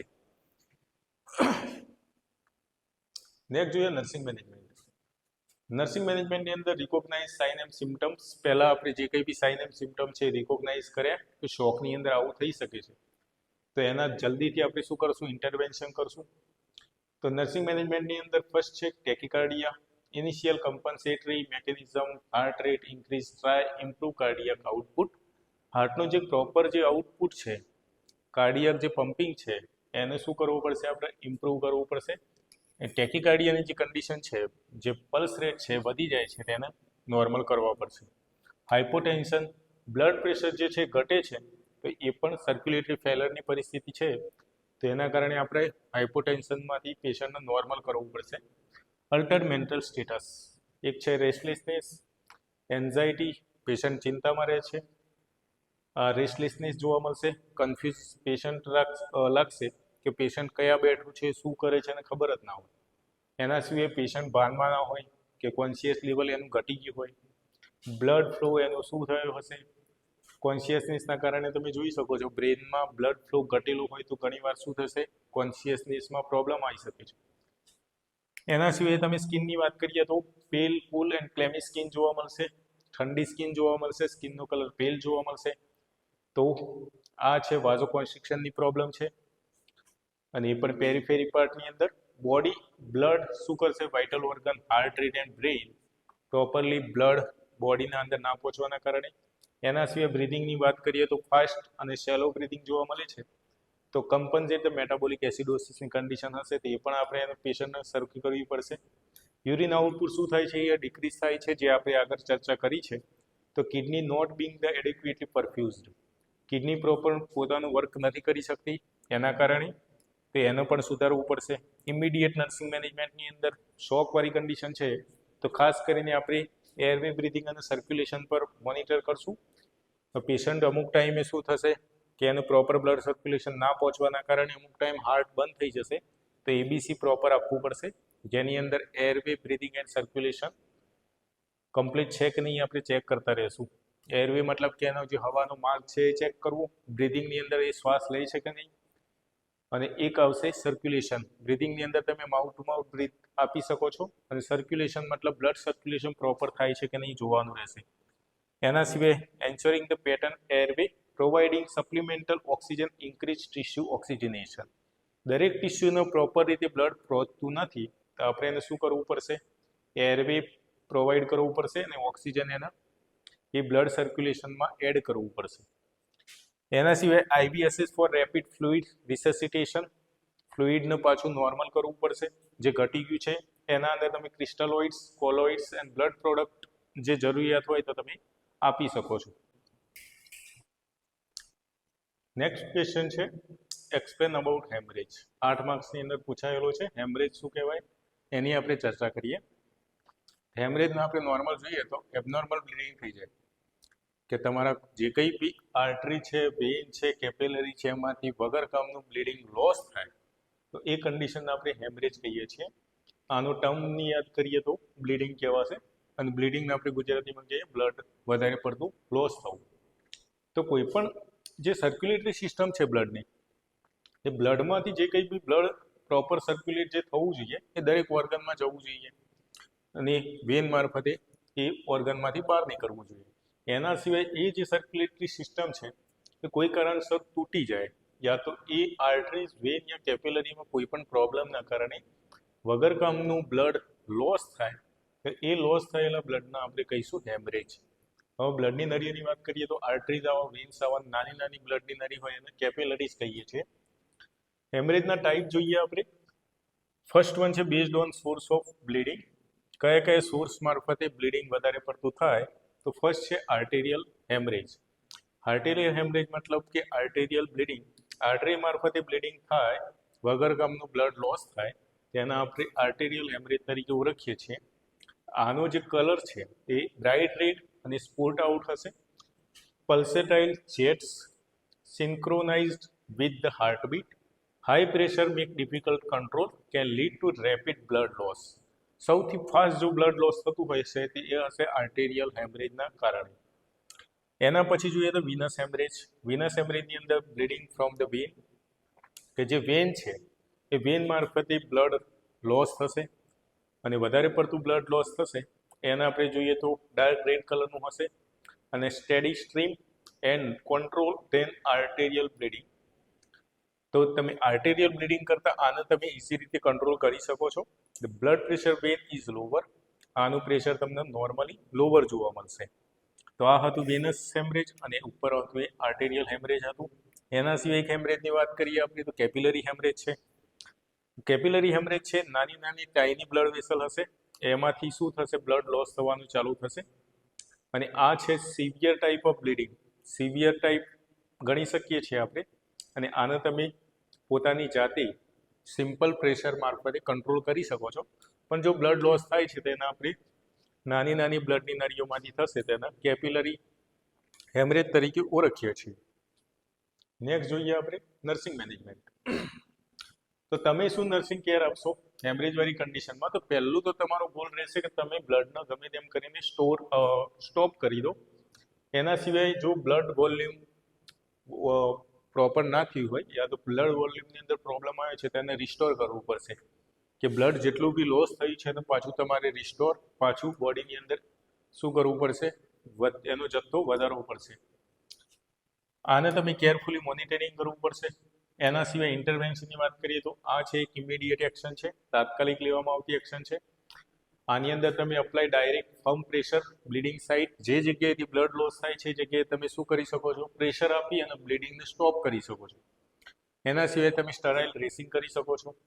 ઇન્જર્ડ લિમ્બ, માની લો કે કોઈ પણ હાથ યા પગમાં ઇન્જરી થઈ છે ને એના કારણે બ્લડ લોસ થાય છે તો તમે શું કરશો, એ જગ્યાએ પ્રેશર આપી અને બ્લડને ઘટાડશો યા તો બ્લડને બંધ કરવાનું ટ્રાય કરશો. એના સિવાય જે કંઈ બી ડ્રેસિંગ કરેલું છે એને રિમૂવ નથી કરવાનું જ્યાં સુધી બ્લડ બંધ ના થાય ત્યાં સુધી.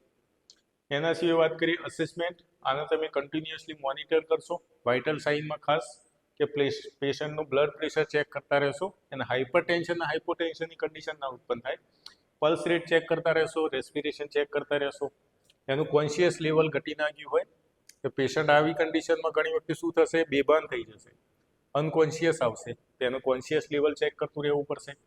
અને ઘણી વખતે શું થશે, શોકની કન્ડિશન ઉત્પન્ન થશે તો શોક ના થઈ જાય એના માટે ધ્યાન રાખશો. કઈ પોઝિશન આપણે પેશન્ટને આપી શકીએ છીએ તો પેશન્ટને ખાસ કરીને તમે સુપાઇન પોઝિશન સીધી આપી શકો છો અને પગ છે તમે થોડા શું કરશો, એલિવેટ રાખશો, થોડા ઊંચા રાખશો. Promote blood flow two the vital organs, પાછું જે કંઈ બી તમારા ઓર્ગન છે વાઇટલ કે જે તમારું શું મેન્ટેન કરે છે, બ્લડ પ્રેશર પલ્સને મેન્ટેન કરે છે, એ ઓર્ગન જોડે બ્લડ પાછું રિટર્ન થઈ જાય એના માટે પગ આપણે શું કરવા પડશે, ઊંચા રાખવા પડશે.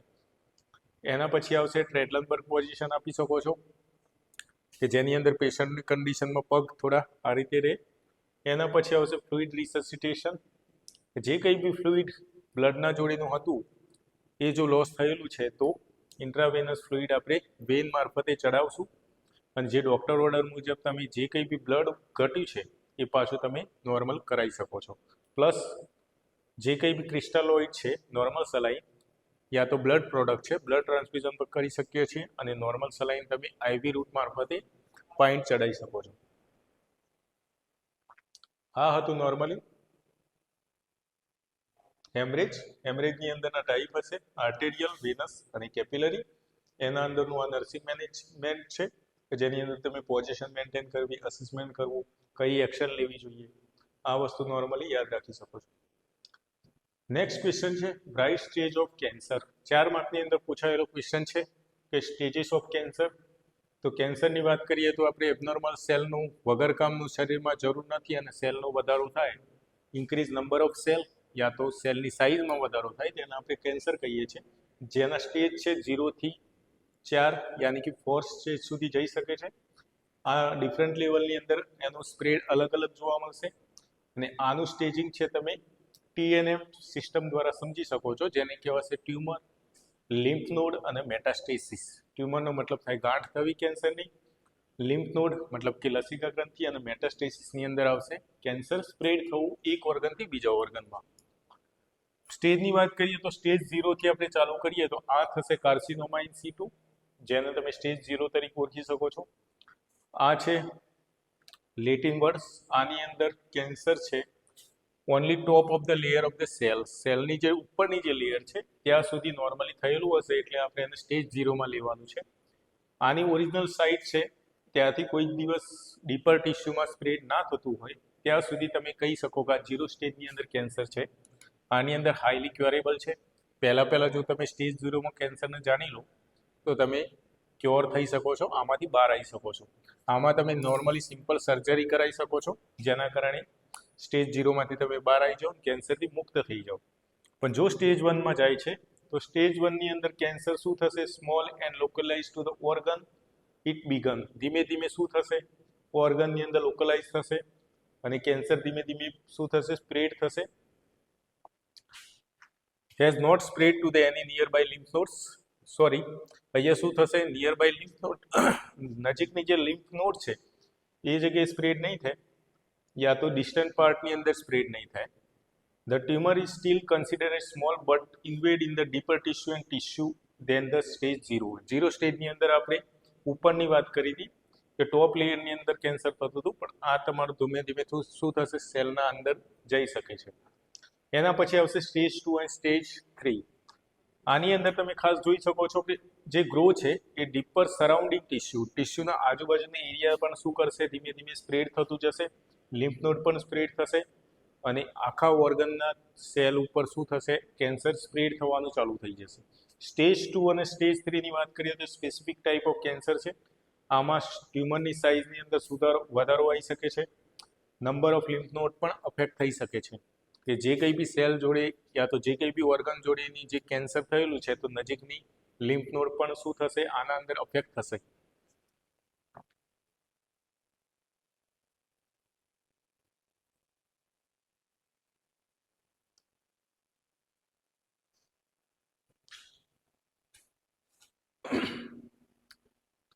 સ્ટેજ 2ની વાત કરતા હતા આપણે, લાર્જર ટ્યુમર છે, ground deeper into surrounding tissue. Stage 3ની અંદર તમે જોયું હતું tumour is a even larger and spread more extensively lymph nodes. મોટાભાગની લિમ્ફ નોડ આની અંદર ઇન્વોલ્વ થઈ જશે અને આની ટ્રીટમેન્ટની વાત કરીએ તો કોમ્બિનેશન સર્જરીની અંદર તમે શું કરી શકો છો કે કોઈ પણ ભાગને કટ કરી શકો છો, રિમૂવ કરી શકો છો યા તો કિમોથેરાપીનો મતલબ થશે જે કંઈ બી કેન્સરના જે સેલ છે એને શું કરવાના, કિલ કરી દેવાના. એના માટે સ્પેશિયલી ટ્રીટમેન્ટ આપવામાં આવે છે અને કિમોથેરાપી કહેવાશે. અને એક આવશે રેડિયેશન થેરાપી કે જે કંઈ બી બીમ મારફતે શું કરવામાં આવશે, રેડિયેશન પાડવામાં આવશે જે જગ્યાએ કેન્સર હશે એ જગ્યાએ, અને એ જગ્યાના કેન્સરના સેલને શું કરશે, ડિસ્ટ્રોય કરશે. સ્ટેજ 4ની વાત કરીએ આપણે, advance stage of cancer, metastatic cancer. જો સ્ટેજ 4ની અંદર કેન્સર થાય તો એ શું થઈ જશે, મેટાસ્ટેટિક થઈ જશે, મતલબ one organ to another organ spread to the cancer. Cancer એક ઓર્ગનમાંથી બીજા ઓર્ગનમાં સ્પ્રેડ થવાનું ચાલુ થઈ જશે અને પોતાની ઓરિજિનલ સાઇટ મારફતે દૂરના જે અંગો છે એ અંગોની અંદર કેન્સર સ્પ્રેડ થશે. તો કઈ કઈ જગ્યાએથી શું થાય? તો ફેફસામાંથી મતલબ લંગ્સ, લીવર, બોન્સ, બ્રેન, આ કોઈ પણ અંગમાં હશે તે બીજા ઓર્ગનમાં પણ જવાના ચાન્સીસ વધી જશે. મોર ચેલેન્જિંગ ટુ ટ્રીટ, આ જલ્દીથી ટ્રીટ નહીં થાય અને આની અંદર તમે જે કંઈ બી સિમ્ટમ છે જલ્દીથી ક્યોર નહીં કરી શકો અને આ પેશન્ટની ક્વોલિટી ઓફ લાઈફની અંદર તમે જલ્દીથી સુધારો લાવી શકતા નથી, કેમ કે સ્ટેજ 4ની અંદર કેન્સર વધારે તકલીફ આપતું હશે એના કારણે. તો સ્ટેજની અંદર 0થી ચાલુ કરીએ તો 0, 1, 2, 3 એન્ડ 4 સ્ટેજ સુધીનું આ રીતે એનું તમે ક્લાસિફિકેશન કરી શકો છો.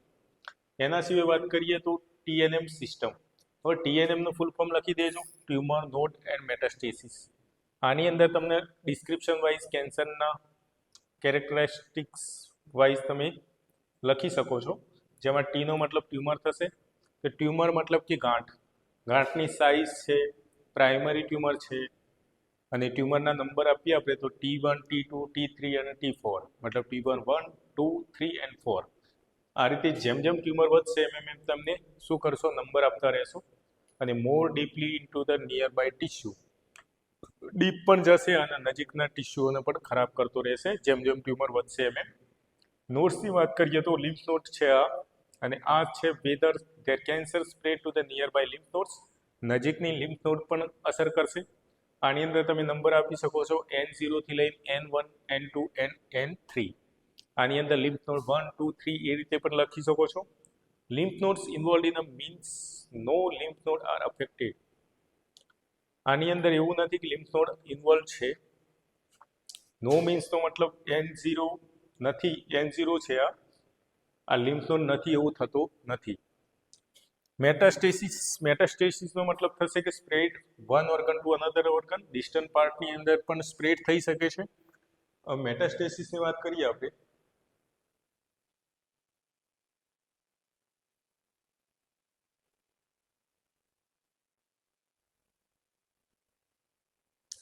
તો આટલા અહીંયા ક્વેશ્ચન પૂરો થાય છે.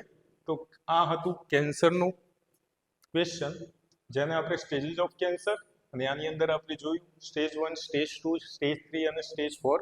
એના સિવાય આપણે જોયું TNM ક્લાસિફિકેશન, જેની અંદર ટ્યુમરના તમે આ રીતે જાણી શકો છો, લિમ્ફ નોડ છે, અને લાસ્ટ છે મેટાસ્ટેસિસ. મેટાસ્ટેસિસમાં શું થશે? One organ to another organ transmit થશે, સ્પ્રેડ થશે.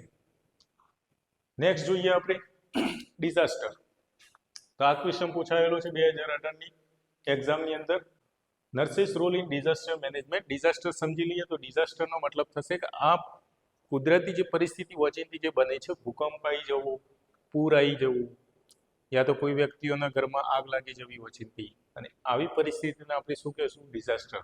આપતકાલીન પરિસ્થિતિ વચ્ચેથી ઉત્પન્ન થાય ત્યારે તમે એઝ અ સ્ટાફ નર્સ પોતાનો શું રોલ અદા કરી શકો છો, એવો ક્વેશ્ચન છે.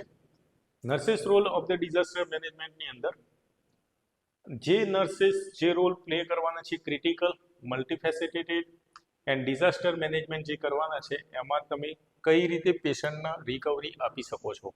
આમાં આપણે પ્રાયોરિટી વાઇઝ રિકવરી આપવી પડશે કે કોઈ કારણસર ભૂકંપ આવી ગયો તો તમે પહેલાં જોશો કે જેટલા પેશન્ટ મરી ગયા છે સાઈડમાં કરી દેવા, કયા પેશન્ટને શ્વાસની તકલીફ થઈ ગઈ છે તો એ પેશન્ટને પહેલાં પ્રાયોરિટી આપવાની. નોર્મલ કોઈ પેશન્ટને પગે વાગ્યું છે તો એ પેશન્ટને તમે જલ્દીથી પ્રાયોરિટી થોડી એના પછી આપશો. જે વ્યક્તિની ઇમરજન્સી કન્ડિશન વધારે પડતી છે એને પહેલાં પ્રાયોરિટી આપશો. કે ભૂકંપની કન્ડિશનમાં હોય યા તો પૂરની પરિસ્થિતિ હોય ત્યારે તમે કઈ રીતે પેશન્ટને રેસ્ક્યુ કરો છો, એને કઈ રીતે ટ્રીટ કરો છો. તો ફર્સ્ટ વન જોઈએ પ્રી ડિઝાસ્ટર ફેઝ. ડિઝાસ્ટર પહેલાના ફેઝની અંદર શું ધ્યાન રાખવું as a staff nurse. This phase nurses focus proactive measure reduce impact potential disaster include education. તમને પહેલાં તો નોલેજ હોવું જોઈએ કે ડિઝાસ્ટરની પરિસ્થિતિમાં તમારે શું વસ્તુનું ધ્યાન રાખવું જોઈએ. તો educate the community on disaster preparedness, કે તમે તમારી કમ્યુનિટી છે, જે લોકોનો સમુદાય છે, તમે જો સમજેલા હશો તો તમે લોકોને એજ્યુકેશન આપશો, તો લોકોને પણ પ્રોપર ડિઝાસ્ટરનું મેનેજમેન્ટ યા તો ડિઝાસ્ટર વિશે પ્રિપેર રાખવા જોઈએ. કે ઇમરજન્સી કિટ્સ તમારા ઘરમાં હોવી જોઈએ, યા તો નજીકના કોઈ હોસ્પિટલમાં જઈને તમે પેશન્ટને રેફરલ કરી શકવા જોઈએ. ફેમિલી કમ્યુનિકેશન પ્લાન્સ તમે એમને સમજાવી શકવા જોઈએ.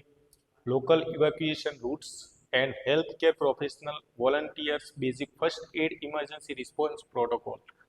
ફર્સ્ટ એડની અંદર જે કંઈ બી પાટા છે, જે કંઈ બી દવા છે એ જલ્દીથી એને મળી રહે અને એ વ્યક્તિ મળતા બચી જાય એનું આપણે ધ્યાન રાખવાનું છે અને એજ્યુકેશન પ્રોપર આપવાનું છે. એના સિવાય આવશે planning. Participate developing updating hospital disaster plan including identify resources ઇસ્ટાબ્લિશ communication chain. તમારી પ્રોપર કમ્યુનિકેશન ચેનલ હોવી જોઈએ કે શું થાય 1% ટુ અનધર પર્સન ઇઝી રીતે મેસેજ આપલે થાય કે આવી પરિસ્થિતિમાં આપણે શું વસ્તુનું ધ્યાન રાખવું અને આવી પરિસ્થિતિમાં કઈ રીતે લોકોને બચાવવા. Conducting disaster drills stimulations test the plans effectiveness. તમારું જે કંઈ બી ડિઝાસ્ટર રિલેટેડ પ્લાનિંગ કરી રહ્યા છો એ ઇફેક્ટિવ હોવું જોઈએ. તમારાથી જેટલા બી લોકો બચે છે એની પરિસ્થિતિમાંથી બહાર નીકળે છે તમારા બચાવવા પડશે. તો તમે એવો કયો પ્લાન પૂરો પાડશો તો પેશન્ટ જલ્દીથી બચી શકે છે. એના સિવાય આવશે surveillance. Monitor the potential health threats disease outbreaks. કોઈ બીમારી આવી ગઈ હોય ને વધારે પડતા લોકો મળતા હોય તો એ લોકોને કઈ રીતે કંટ્રોલ કરવા. આવા બધા ડિઝાસ્ટરની અંદરની કન્ડિશનમાં તમે સર્વેલન્સ કરી શકો છો. એના સિવાય પ્લાનિંગ કરી શકો છો, એજ્યુકેશન પ્રોપર આપી શકો છો. આ બધું પ્રી ડિઝાસ્ટર મેનેજમેન્ટ તમે કરી શકો છો. હવે માની લો કે ડિઝાસ્ટર અત્યારે ચાલુ છે અને ડિઝાસ્ટર ફેઝની અંદર આપણે શું કરવું જોઈએ. તો ડ્યુરિંગ ધ ડિઝાસ્ટર અત્યારની કન્ડિશનમાં ચાલુ છે તો ફ્રન્ટ લાઇન્સ નર્સિંગના આગળ આવવું પ્લસ ઇમિડિયેટ કેર પ્રોવાઈડ કરવી, જેની અંદર ટ્રાયેજ આવશે. ટ્રાયેજની અંદર આવશે ક્રુશિયલ રોલ છે કે આની અંદર પેશન્ટની કન્ડિશન પ્રાયોરિટી વાઇઝ મેં તમને વાત કરી એ રીતે આપણે પેશન્ટને પ્રાયોરિટી વાઇઝ એને કેર કરવાની છે કે જે પેશન્ટને પ્રોપર ઇન્જુરી વધારે પડતી થયેલી છે, પેશન્ટ મરવાની કગાર પર છે યા તો મરવાની તૈયારીમાં છે તે પેશન્ટને પહેલી પ્રાયોરિટી આપશો દવા ખાની પહોંચાડવાની.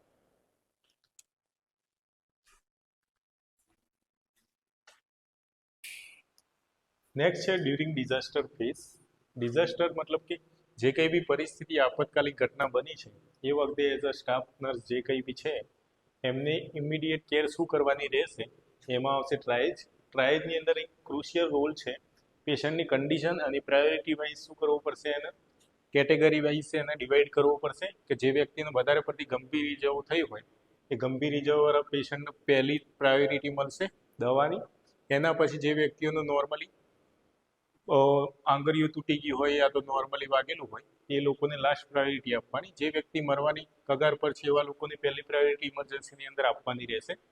આની અંદર છે સ્ટાર્ટ કે જેનું નામ છે સિમ્પલ ટ્રાયેજ એન્ડ રેપિડ ટ્રીટમેન્ટ કે તમે જલ્દીથી જેમ બને એમ જલ્દીથી દવા ચાલુ કરો, ટ્રીટમેન્ટ ચાલુ કરો. એના માટે આ ટ્રાયેજ આપણે ડિઝાસ્ટરમાં યુઝ કરીએ છીએ.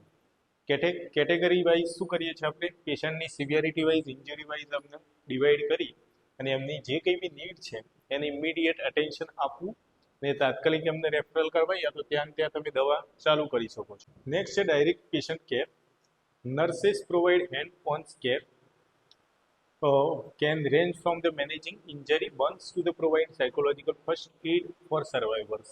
જે કંઈ બી વ્યક્તિઓ છે એમને જે કંઈ બી ઇન્જરી થઈ છે એક્સિડેન્ટલ ઇન્જરી એમાં જે ઇન્જરીમાં બર્ન્સવાળા પેશન્ટ હોય, સાયકોલોજી હોય, જે કંઈ બી પ્રોબ્લેમ છે એમને તમે ડાયરેક્ટ પેશન્ટ કેર આપી શકો છો. એના સિવાય આવશે environment field hospital four make shift clinics. જલ્દીથી જલ્દી એમને શું કરવા શિફ્ટ કરવાના અને જલ્દીથી એ ટ્રીટમેન્ટ બને ત્યાં સુધી ઓછા ટાઈમમાં એમની ટ્રીટમેન્ટ જલ્દીથી ચાલુ થાય એ વસ્તુ આની અંદર લઈ શકીએ છીએ. એના સિવાય ડિઝાસ્ટરમાં કઈ કઈ રિસોર્સિસ અવેલેબલ હોવા જોઈએ તો મેનેજિંગ મેડિકલ સપ્લાયઝ કે જે કંઈ બી મેડિકલ સ્ટાફ છે, મેડિકેશન છે. એના સિવાય આવશે ઇક્વિપમેન્ટ કે જે કંઈ બી હોસ્પિટલના જે કંઈ બી સાધનો છે જરૂરિયાત પ્રમાણે પહોંચી જાય. એના સિવાય જલ્દીથી જે કંઈ બી ઇફેક્ટિવ સાધન છે એ પ્રોપરલી ટાઈમ ટુ ટાઈમ મળી રહે તો જેના કારણે પેશન્ટની કેર જલ્દીથી થાય. નેક્સ્ટ છે coordination. Nurses work with the first responder including doctor, paramedic and fire fighters. કયા કયા વ્યક્તિઓ કોઓર્ડિનેશન રાખવું જોઈએ તો ડોક્ટર છે, પેરામેડિક સ્ટાફ છે જેની અંદર સ્ટાફ નર્સ છે, ફાયર ફાઇટર્સ છે. આ બધાએ પોતાની પેશન્ટને કેર માટે અને ટ્રાન્સપોર્ટ કરવા માટે એકબીજા જોડે કોઓર્ડિનેશન રહેવું પડશે. They also communicate in the command center, provide update on the situation, request additional support. કે તમે જે કંઈ બી કમ્યુનિકેટ કરી રહ્યા છો એ તમારી કમાન્ડ તાત્કાલિક એકબીજા સુધી પહોંચે અને દરેક વ્યક્તિઓ એ રિક્વેસ્ટને શું કરે, સ્વીકારી અને વસ્તુને જલ્દીથી કામ પર બને ત્યાં સુધી ઓછા સમયમાં જલ્દીથી પેશન્ટની કેર થાય એના માટે આ ડ્યુરિંગ ફેઝ છે કે જે ટાઈમ એટ અ ટાઈમ જે કંઈ બી પરિસ્થિતિ બની છે પરિસ્થિતિમાં તમે કઈ રીતે કામ કરી શકો છો. નેક્સ્ટ છે પોસ્ટ ડિઝાસ્ટર ફેઝ. મતલબ પોસ્ટ ડિઝાસ્ટર મતલબ ડિઝાસ્ટર પછી શું કરવું, તો રિકવરી અને રિહેબિલિટેશન આવશે. રિહેબિલિટેશનની અંદર શું આવશે કે minimise optimum function of the patient, કે જે પેશન્ટ છે એને રિહેબિલિટેશનમાં જલ્દીથી એનું જે કંઈ બી ડેઇલી લાઇવિંગ છે, રોજની જે પરિસ્થિતિ છે યા તો જે કંઈ બી કામ કરે છે એમાં બને ત્યાં સુધી એના એ કામની અંદર મદદરૂપ થાય, તો એના માટે રિહેબિલિટેશન આવશે. Nurse role continue long after initial event, community and individual long term recovery. તો તમે શું ફોકસ કરો છો, કમ્યુનિટી અને ઇન્ડિવિજ્યુઅલ જે કંઈ બી વ્યક્તિ છે યા તો જે કમ્યુનિટી જે જગ્યાએ બન્યું છે એ જગ્યાએ તમે કમ્પ્લીટલી ફોકસ આપશો ને જલ્દીથી રિકવરી આવે એના માટે ટ્રાય કરશો. રિહેબિલિટેશનની અંદર શું આવશે, જે કંઈ બી તમે કેર પ્રોવાઈડ કરો છો એના અંદર તમારી પેશન્ટની જે કંઈ બી ઇન્જરી થયેલી છે, સાયકોલોજીકલ જે કંઈ બી ટ્રોમા છે, આની અંદર તમારે માની લો કે વુન્ડ કેર છે, ફિઝિકલ થેરાપી છે, કાઉન્સેલિંગ છે, આ બધી વસ્તુ તમે રિહેબિલિટેશનમાં એડ કરી શકો છો. નેક્સ્ટ છે ડિઝીઝ સર્વેલન્સ. હવે જે કંઈ બી બીમારી છે એનું મોનિટર કરતા તમે જોઈ શકો છો, કોઈ પણ બીમારી ફાટી નીકળી હોય તો એ વખતે તમે શું કરશો, સર્વેલન્સ કરશો, સર્વે કરશો કે આફ્ટર ડિઝાસ્ટર કયા કયા લોકોને કઈ સેનિટેશન પ્રોવાઈડ કરવાની છે, તો પુઅર સેનિટેશન છે તે એમને પ્રોવાઈડ કરવાનું રહેશે. એના પછી છે community health. Nurse play a vital role of restoring community health services, કે તમે નર્સ તરીકે તમે શું કરો છો, પોતાનો વાઇટલ રોલ અદા કરો છો અને ક્લિનિક અને ઇમ્યુનાઇઝેશન પ્રોગ્રામ પણ તમે પૂરા કરો છો. After disaster advocacy, advocate the needs of the affected population. જેટલા બી લોકો અફેક્ટ થયા એ બધાનું શું થવું જોઈએ, એડવોકેસી મળવી જોઈએ. એના સિવાય receive necessary resources support for the full recovery, કે તમે જે કંઈ બી જરૂરિયાતવાળા રિસોર્સિસ હતા એને શું કરવા જોઈએ, યુઝ કરી શકવા જોઈએ અને ફૂલ રિકવરીમાં તમે તમારું પેશન્ટ આવી શકવું જોઈએ. તો આ હતું પોસ્ટ ડિઝાસ્ટર મેનેજમેન્ટ. નેક્સ્ટ જોઈએ આપણે difference between benign and malignant tumour. Benign and malignant ટ્યુમરની અંદર આપણે જોઈએ તો ફર્સ્ટ વન છે બિનાઇન. આને ડિફરન્સ વાઇઝ તમે લખી શકો છો, વચ્ચે નોર્મલી લાઇનિંગ પાડો, એક બાજુ બિનાઇન રાખો અને એક બાજુ મેલિગ્નન્ટ રાખો. તો ડિફરન્સની અંદર આપણે જોઈએ તો ફર્સ્ટ વન છે બિનાઇન ટ્યુમર છે, નોન કેન્સરિયસ છે પહેલો. તો એના અંદર શું થાય છે, સેલ અરાઇઝ થાય છે, મલ્ટીપ્લાય થાય છે, એકમાંથી બે થાય છે અને એ પોતે એક લોકલાઇઝ એરિયાની અંદર જ જોવા મળશે. કોઈ પણ ઓર્ગનના સેલ છે પોતે સ્પ્રેડ વધે તો છે પણ એ કોઈ પણ લોકલાઇઝ એરિયાની અંદર રહેશે. એ શું નહીં કરે તો સ્પ્રેડ નહીં થાય. તો don't spread other part of the body. બોડીના એક પાર્ટમાંથી બીજા પાર્ટમાં સ્પ્રેડ નહીં થાય, મતલબ કે મેટાસ્ટેસિસ પણ નહીં થાય. એના સિવાય જોઈએ ગ્રોથ રેટ કેવો હોવો જોઈએ, બિનાઇન ટ્યુમર છે ટાઇપિકલી ગ્રો સ્લોલી, ધીમે ધીમે ગ્રો થશે. Period of months even years, મહિના યા તો વર્ષો સુધી ધીમે ધીમે ગ્રો થશે અને ધીમે ધીમે પોતાની સાઇઝમાં વધારો કરશે. આ જે ટ્યુમર હશે એ એનકેપ્સ્યુલેશન એન્ડ બોર્ડર. હવે જોઈએ તો સરાઉન્ડિંગ જે ફાઇબ્રસ કેપ્સ્યુલ હશે એ વેલ ડિફાઇન્ડ હશે, સ્મૂથ બોર્ડર હશે અને એનકેપ્સ્યુલેશન હશે. અને ધીમે ધીમે જો તમે આ ટ્યુમરને જો રિમૂવ કરવા માંગો તો સર્જિકલી તમે શું કરો છો, રિમૂવ કરી શકો છો. અને સરાઉન્ડિંગ ટિશ્યુ જે ખરાબ હશે એને પણ તમે રિમૂવ કરો છો તો એ પ્રિવેન્ટ થઈ શકે છે. ઇન્વર્ઝન જોઈએ તો they do not invade infiltrate nearby tissue, simply push against the displace them. એ પોતાની મૂળ સ્થિતિમાંથી થોડા ઘણા ખસી શકે છે. એના સિવાય આવશે cause problem. Tumour is a confined space brain on near the vital organ. પોતાનું જે સ્પેસ છે એમાં ખાસ કરીને આવશે બ્રેન અને નિયર બાય વાઇટલ ઓર્ગન છે એમાં પોતે ટ્યુમર ઉત્પન્ન કરી શકે છે. એના પછી આવશે મેટાસ્ટેસિસ. આની અંદર મેટાસ્ટેસિસ બને ત્યાં સુધી તો પોસિબિલિટી નથી એક ઓર્ગનમાંથી બીજા ઓર્ગનમાં સ્પ્રેડ થવું. તો બિનાઇન ટ્યુમરમાં યાદ રાખવાનું કે મેટાસ્ટેસિસ થશે નહીં, can not break away original સાઇટમાંથી ટ્રાવેલ બ્લડ સ્ટ્રીમમાં, lymphatic system, new tumour in elsewhere, કે આજુબાજુના એરિયા હશે ત્યાં ટ્યુમર બની શકે છે પણ સ્પ્રેડ નહીં થાય. Differentiation, cell within the benign tumours well differentiated, કે પોતે પોતાનો ડિફરન્ટ વધારશે. meaning closely resemble normal healthy cells tissue they originate from. તો ડિફરન્શિએશન એના અંદર ડિફરન્શિએશન જોવા મળી શકે છે. બિનાઇન ટ્યુમર છે વેલ ડિફરન્શિએટેડમાં ગણાશે અને ક્લોઝલી રિસેમ્બલ પણ ગણાશે. તો આ હતું બિનાઇન ટ્યુમર. એના સિવાય જોઈએ તો મેલિગ્નન્ટ ટ્યુમર. મેલિગ્નન્ટ ટ્યુમર છે કેન્સરિયસ ગ્રોથ છે, મતલબ કેન્સર વાળો ટ્યુમર યા તો કેન્સર વાળી ગાંઠ જોવા મળશે. એગ્રેસિવ છે, લાઈફ થ્રેટનિંગ કન્ડિશન છે and opposite of benign tumour. Benign ટ્યુમરથી બિલકુલ ઓપોઝિટમાં કામ કરશે. ગ્રોથ રેટ જોઈએ તો મેલિગ્નન્ટ ટ્યુમર છે એ ગ્રો રેપિડલી, ફાસ્ટ ગ્રો કરશે અને અનકન્ટ્રોલેબલ સેલનો વધારો કરશે. સેલ ડિવાઇડ ફાસ્ટ થશે, એનો રેટ વધશે અને quick increase tumour size. Cell પોતાની જે સાઇઝ છે ટ્યુમરની એની પણ ફટાફટ વધારશે. આની બોર્ડર હશે કેવી હશે? ઇરેગ્યુલર બોર્ડર હશે, ઇલ ડિફાઇન્ડ બોર્ડર હશે એન્ડ નોટ એન્કેપ્સ્યુલેટેડ પણ બોર્ડર ગણાશે. Infiltrate, destroy surrounding healthy tissues, giving them the crab-like invasive appearance. Crab-like structure પણ બનાવી શકે છે.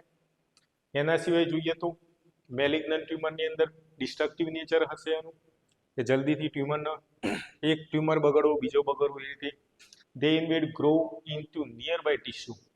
હવે આ ગ્રો કઈ રીતે કરશે? નજીકના ટિશ્યુઓમાં, બ્લડ વેસલ્સમાં, નર્વ્સમાં આ રીતે પોતે કેન્સર ધીમે ધીમે ફેલાવશે. પછી જોઈએ આપણે તો મેટાસ્ટેસિસ. મેટાસ્ટેસિસ છે ડેન્જરસ છે મેલિગ્નન્ટ ટ્યુમરની અંદર. તો કેન્સર સેલ છે ડિટેક્ટ થશે.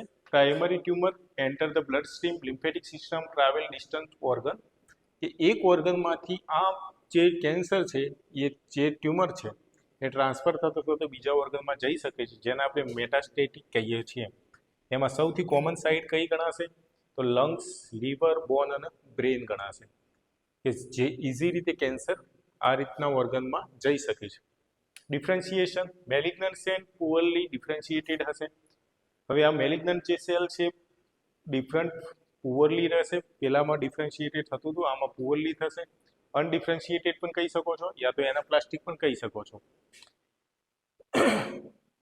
Look very different from the normal healthy cells which they originated. આ પોતે ઓરિજિનેટ થઈ શકે છે અને ડિફરન્ટ ફોર્મની અંદર આ બોડીની અંદર કામ કરશે. આ છે different between benign and malignant tumour.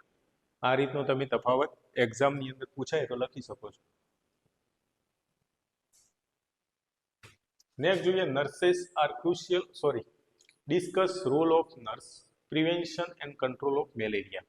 મેલેરિયાના કંટ્રોલ માટે જે કંઈ બી નર્સ હોય એ શું પ્રિવેન્શન આપશે અને કઈ રીતનું કંટ્રોલ મેલેરિયાને કંટ્રોલ કરશે. Nurse are crucial prevention control of malaria. મેલેરિયાને સમજીએ તો એનોફિલસ ફિમેલ મોસ્કિટો દ્વારા ફેલાય છે. તો એના કારણે મેલેરિયાની અંદર શું થશે કે વધારે પડતો તાવ આવશે, જે મેલેરિયલ ફીવર તરીકે ઓળખીએ છીએ. ને આ મચ્છરથી ફેલાતો રોગ છે. ઘણી વખતે ચોમાસાની સિઝનમાં ઘણા લોકોને મેલેરિયાની બીમારી થાય છે. તો આ બીમારીમાં આપણે એઝ અ સ્ટાફ નર્સ તરીકે શું પ્રિવેન્શન આપી શકીએ તો એ વ્યક્તિઓને આવું ના થાય, યા તો મેલેરિયાની બીમારી ના થાય. તો nurse are crucial in prevention of control of malaria. હવે જે કંઈ બી નર્સ છે પ્રિવેન્શન અને કંટ્રોલ મેલેરિયાને કઈ રીતે કરવું, તો તમે જે કંઈ બી કમ્યુનિટીમાં કામ કરો છો યા તો જે જગ્યાએ જોબ કરો છો એ જગ્યાએ પ્રોપરલી એજ્યુકેશન હેલ્થ રિલેટેડ આપવું કે મેલેરિયાને કઈ રીતે કંટ્રોલ કરવું. Early detection, treatment, community mobilisation. Properly પહેલા એ રોગને જાણી લેવું યા તો એના માટે લેબ ટેસ્ટ કરાવવા. Nurse primary role educate the public about malaria. નર્સનો શું રોલ રહેશે તો એ દરેક પબ્લિકને પોતે એજ્યુકેટ કરશે. હવે હેલ્થ એજ્યુકેશન એન્ડ અવેરનેસમાં જોઈએ તો પબ્લિકને આપણે શું કરવાનું છે? મેલેરિયા રિલેટેડ એજ્યુકેશન પ્રોવાઈડ કરવાનું છે. Explaining the disease transmitted by the anopheles mosquito. આ ડિઝીઝ કન્ડિશન કઈ રીતે ફેલાય છે? તો એનોફિલસ ફિમેલ મોસ્કિટો દ્વારા ફેલાય છે. તે આપણે લોકોની જાણ કરવી પડશે યા તો એમને નોલેજ આપવું પડશે. પ્રિવેન્ટિવ મેઝરની અંદર વાત કરીએ તો educational point include the vector control, કે જે કંઈ બી મચ્છર છે એનું કંટ્રોલ કરવું. Instruct the people use of maintain insecticide treated nets. તમે ઘરમાં નેટ હોય એ નેટની અંદર ઊંઘવાનું રાખી શકો છો કે જેના કારણે મચ્છર તમને બાઇટ ના કરી શકે. એના સિવાય તમે આજુબાજુ જોઈએ તો ગામમાં જે જગ્યાએ પાણી ભરાતું હોય તો પાણીનો જલ્દીથી નિકાલ કરી દેવો જોઈએ. ઘરમાં ફ્રીજના પાર્ટમાં યા તો જે કંઈ બી તમારા ઇન્સ્ટ્રુમેન્ટ છે એમાં કોઈ પણ જગ્યાએ પાણી ના ભરાઈ રહેલું હોવું જોઈએ. ઘરમાં બને ત્યાં સુધી ચોખ્ખાઈ હોવી જોઈએ. ઘરના આજુબાજુ જે કંઈ બી ઘાસ હોય તો એ જગ્યાએ પાણીનો દવાનો છંટકાવ કરવો જોઈએ. તો આનાથી શું થશે? મચ્છરનો ઉપદ્રવ ઘટશે. એના સિવાય જોઈએ તો એન્વાયરમેન્ટલ હાઇજીનની વાત કરીએ તો એન્કરેજ કમ્યુનિટી મેમ્બર્સ કે જે મોસ્કીટો બ્રીડિંગ છે કે મોસ્કીટો પોતે વધે છે તો પાણીના સૌથી વધારે પ્રમાણના કારણે જમા થવાના કારણે વધશે. તો બને ત્યાં સુધી પાણીનો નિકાલ કરી દેવો જોઈએ. અને જે કંઈ વોટર છે, કન્ટેનર છે, કુલર છે, એના સિવાય તમારા ઘરમાં જે પાણી ભરાઈ રહેતું હોય એ બધાને ખાલી કરી દેવા જોઈએ કે જેના કારણે મોસ્કીટો ત્યાં ઈંડા ના મૂકે અને નવા મોસ્કીટો ત્યાં જન્મ ના લઈ શકે. એના માટે આના કારણે આવું કરવાથી શું થશે? મોસ્કીટોની પોપ્યુલેશનમાં ઘટાડો થશે. એના સિવાય પર્સનલ પ્રોટેક્શનની વાત કરીએ તો મોસ્કીટો રિપેલેન્ટ્સ વિયર લોંગ સ્લીવ. તમે કપડાં પહેરો તો લાંબા સ્લીવના પહેરવા જોઈએ. એના સિવાય પેન્ટ પહેરવું જોઈએ. એના સિવાય સ્ક્રીન વિન્ડો, તમારી જે વિન્ડો છે એના ઉપર સ્ક્રીન લગાવેલી હોવી જોઈએ. પછી during dust downs mosquito most active. જ્યારે ડસ્ટની પ્રોબ્લેમ હોય યા તો ધૂળની પરિસ્થિતિ આવશે, વાતાવરણ હોય ત્યારે એનો મચ્છરનો ઉપદ્રવ એમાં પણ એક્ટિવ રહેશે. તો આપણે બને ત્યાં સુધી ઘરમાં ચોખ્ખાઈ રાખવાનો ટ્રાય કરશું. બારી બારણા સાંજના ટાઈમે કવર કરી દેશું. ઘરમાં તમે લાંબા સ્લીવના કપડાં પહેરી શકો છો. એના સિવાય શું કરી શકો છો કે મચ્છરનો ઉપદ્રવ અટકાવવા માટે તમે પાણી બને ત્યાં સુધી કોઈ જગ્યાએ જમા નહીં થવા દો. કેમ કે પાણી વધશે એમ મચ્છરનું પ્રમાણ પણ એમાં વધશે. હવે early detection prompt to the treatment. જલ્દીથી આ વ્યક્તિઓને શું કરવું જોઈએ? લેબોરેટરી ટેસ્ટ કરવો જોઈએ. એમને મેલેરિયા હોય તો એમને જલ્દીથી ડાયગ્નોસિસ કરવા જોઈએ. અર્લી ડાયગ્નોસિસની અંદર તમે ટ્રીટમેન્ટ મેલેરિયાની જો ખબર પડી જાય તો બને ત્યાં સુધી મેલેરિયાને એક વ્યક્તિથી બીજા વ્યક્તિઓમાં ના ફેલાય. કેમ કે મચ્છર જેટલા લોકોને કરડશે બધાને મેલેરિયા થવાના ચાન્સીસ રહેશે. તેના માટે તમે શું કરશો? પેશન્ટના કોન્ટેક્ટમાં આવ્યા પછી પેશન્ટ મચ્છર જે કરડ્યો છે મચ્છર બીજાના કોન્ટેક્ટમાં ના આવે એના માટે તમે ધ્યાન રાખશો. એના સિવાય તમે ગામમાં પહેલા તમે શું કરી દેશો? લેબ રિપોર્ટ દરેકના લેતા રહેશો. કેસ આઈડેન્ટિફાઈઝ કરવા માટે તમે શું કરશો? સાઇન એન્ડ સિમ્ટમ જોતા રહેશો. મેલેરિયામાં કયા કયા સિમ્ટમ જોવા મળે છે એમાં ખાસ કરીને ફીવર છે, ઠંડી લાગવી, ચિલ્સ, જેને કે એના પછી આવશે હેડેક, માથાનો દુખાવો થવો, આખા શરીરમાં દુખાવો થવો, જેને કહેવાય બોડી એક એન્ડ ફટીગ, થાક લાગવો. ડાયગ્નોસિસની અંદર શું આવશે? Conducting rapid diagnostic test, RDT, preparing blood smear. Microscopic એક્ઝામિનેશનમાં આપણે જોશું કે મેલેરિયાને ડાયગ્નોસિસ કરવા માટે માઇક્રોસ્કોપિક એક્ઝામિનેશનની અંદર ડાયગ્નોસિસ કરશું અને તમે જોઈ શકો છો કે મેલેરિયા આ વ્યક્તિને છે કે નહીં તમે જાણી શકો છો. અને જલ્દીથી એ વ્યક્તિ મેલેરિયાની ટ્રીટમેન્ટ ચાલુ કરી શકે એના માટે તમે ડાયગ્નોસિસ કરી લેશો. ટ્રીટમેન્ટ એડમિનિસ્ટ્રેશન, આમાં તમે એન્ટી મેલેરિયલ ડ્રગ આપી શકો છો મેલેરિયાનો બીમારીને ઘટાડવા માટે, જે નેશનલ ગાઈડલાઇન્સ પ્રમાણે આપેલી છે. એમાં ખાસ patient takes full course of medication, prevent drug resistance and replace. પેશન્ટનો ફૂલ કોર્સ, જે વ્યક્તિઓ મેલેરિયાથી પીડાય છે એમના આ કોર્સ ચાલુ કરાવવો પડશે. એના સિવાય પેશન્ટને તમે મોનિટરિંગ કરશો કે એને કયા કયા મેલેરિયાની અંદર ચિહ્નો જોવા મળે છે. ખાસ કરીને અલ્ટર કોન્શિયસનેસ, મતલબ એકાગ્રતામાં પ્રોબ્લેમ થવો, મતલબ કે ભાનમાં ના રહેવું, સીઝનની ખેંચની તકલીફ આવી શકે છે, શ્વાસની તકલીફ આવી શકે છે, મતલબ ડિફિકલ્ટી ઇન બ્રીધિંગ. પછી તમે જોઈ શકો છો આ બધા સિમ્ટમ જો જોવા મળતા હોય તો આપણે પેશન્ટના મોનિટરિંગ કરવાનું રહેશે. એના સિવાય તમે high level of medical facility પણ પ્રોવાઈડ કરી શકો છો અને સ્પેશિયલાઇઝ કેર પણ તમે આપી શકો છો. એના સિવાય તમે સર્વેલન્સ કરી શકો છો, રિપોર્ટિંગ કરી શકો છો. નર્સ પોતે શું કરશે? વાઇટલ રોલ છે પબ્લિક હેલ્થ સર્વેલન્સ સિસ્ટમનો, જે પ્રોવાઈડ શું કરશે? ડેટા લેશે કે કેટલા લોકો આ પ્રોબ્લેમમાં છે એનો તમે રેકોર્ડ મેન્ટેન કરી શકો છો. મેલેરિયા કેસની અંદર ખાસ કરીને જે પરિસ્થિતિ જે ગામની અંદર થાય છે તે ગામનો ડેમોગ્રાફિક રેકોર્ડ, એ ગામમાં કયા કયા લોકોને કયા કયા સિમ્ટમ ઉત્પન્ન થાય છે ને એના ટેસ્ટનું રિઝલ્ટ, મતલબ કે ડાયગ્નોસ્ટિક ટેસ્ટનું રિઝલ્ટ જલ્દીથી તમે લાવી શકો અને તાત્કાલિક એમને દવા ગોળી આપી શકો. રિપોર્ટિંગની વાત કરીએ તો રેગ્યુલરલી રિપોર્ટિંગ ડેટા. મેલેરિયાના કેસ તમારા ગામની અંદર વધવા ના જોઈએ એનું તમે ધ્યાન રાખશો. નેશનલ હેલ્થ ઓથોરિટી એ પણ ધ્યાન રાખશે. These information health official track disease trends, outbreaks and allocate resources કે જે કંઈ બી હેલ્થ ઓફિશિયલ છે એ આ ડિઝીઝ રિલેટેડ જે કંઈ બી ટ્રેન્ડમાં છે એને ફોલો કરશે, આ રોગ વધારે પડતો ફેલાય નહીં એનું ધ્યાન રાખશે. એના સિવાય આવશે કમ્યુનિટી મોબિલાઇઝેશન અને કોલાબોરેશન આવશે. કમ્યુનિટીનું દરેક વ્યક્તિઓ જોડે કોલાબરેટ કરવું. મેલેરિયાને કંટ્રોલ કરવા માટે તમે શું કરશો?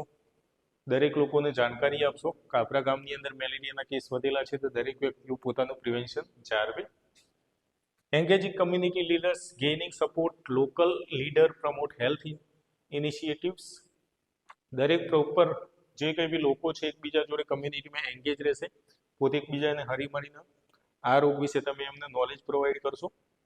પાર્ટિસિપેટિંગ કમ્પેન, આની અંદર તમે કેમ્પેન ચલાવી શકો છો. એના સિવાય રેઝિડ્યુઅલ સ્પ્રેઇંગ યુઝ કરી શકો છો અને તમે ગામના અંદર મચ્છરનો ઉપદ્રવ ઘટાડી શકો છો. એના સિવાય સ્ટાફ નર્સ તરીકે તમે શું કરશો? હોમ વિઝિટ કરશો અને જે કંઈ બી સસ્પેક્ટેડ કેસ છે કે જેમને એવું લાગે છે કે બીમાર છે એવા લોકોના તમારે શું કરવા પડશે? લેબોરેટરી ડેટા કાઢવા પડશે યા તો રિપોર્ટ કરવા પડશે. એવાના સિવાય તમે ગામની અંદર દરેક ઘરે જાઓ તો દરેક ફેમિલીને એજ્યુકેશન આપવું પડશે કે મેલેરિયાને કઈ રીતે કંટ્રોલ કરવો, જે આપણે આગળ ચર્ચા કરી ચૂક્યા છે. Next question number 4, short notes. Corneal ulcer. હવે આપણે ચર્ચા કરશું કોર્નિયલ અલ્સરની. કોર્નિયલ અલ્સરની અંદર ફર્સ્ટ વન જોઈએ આપણે તો આ એક આઈની અંદર થતી પ્રોબ્લેમ છે, ડિસઓર્ડર છે. હવે આઈની અંદર કોર્નિયા ક્યાં આવશે?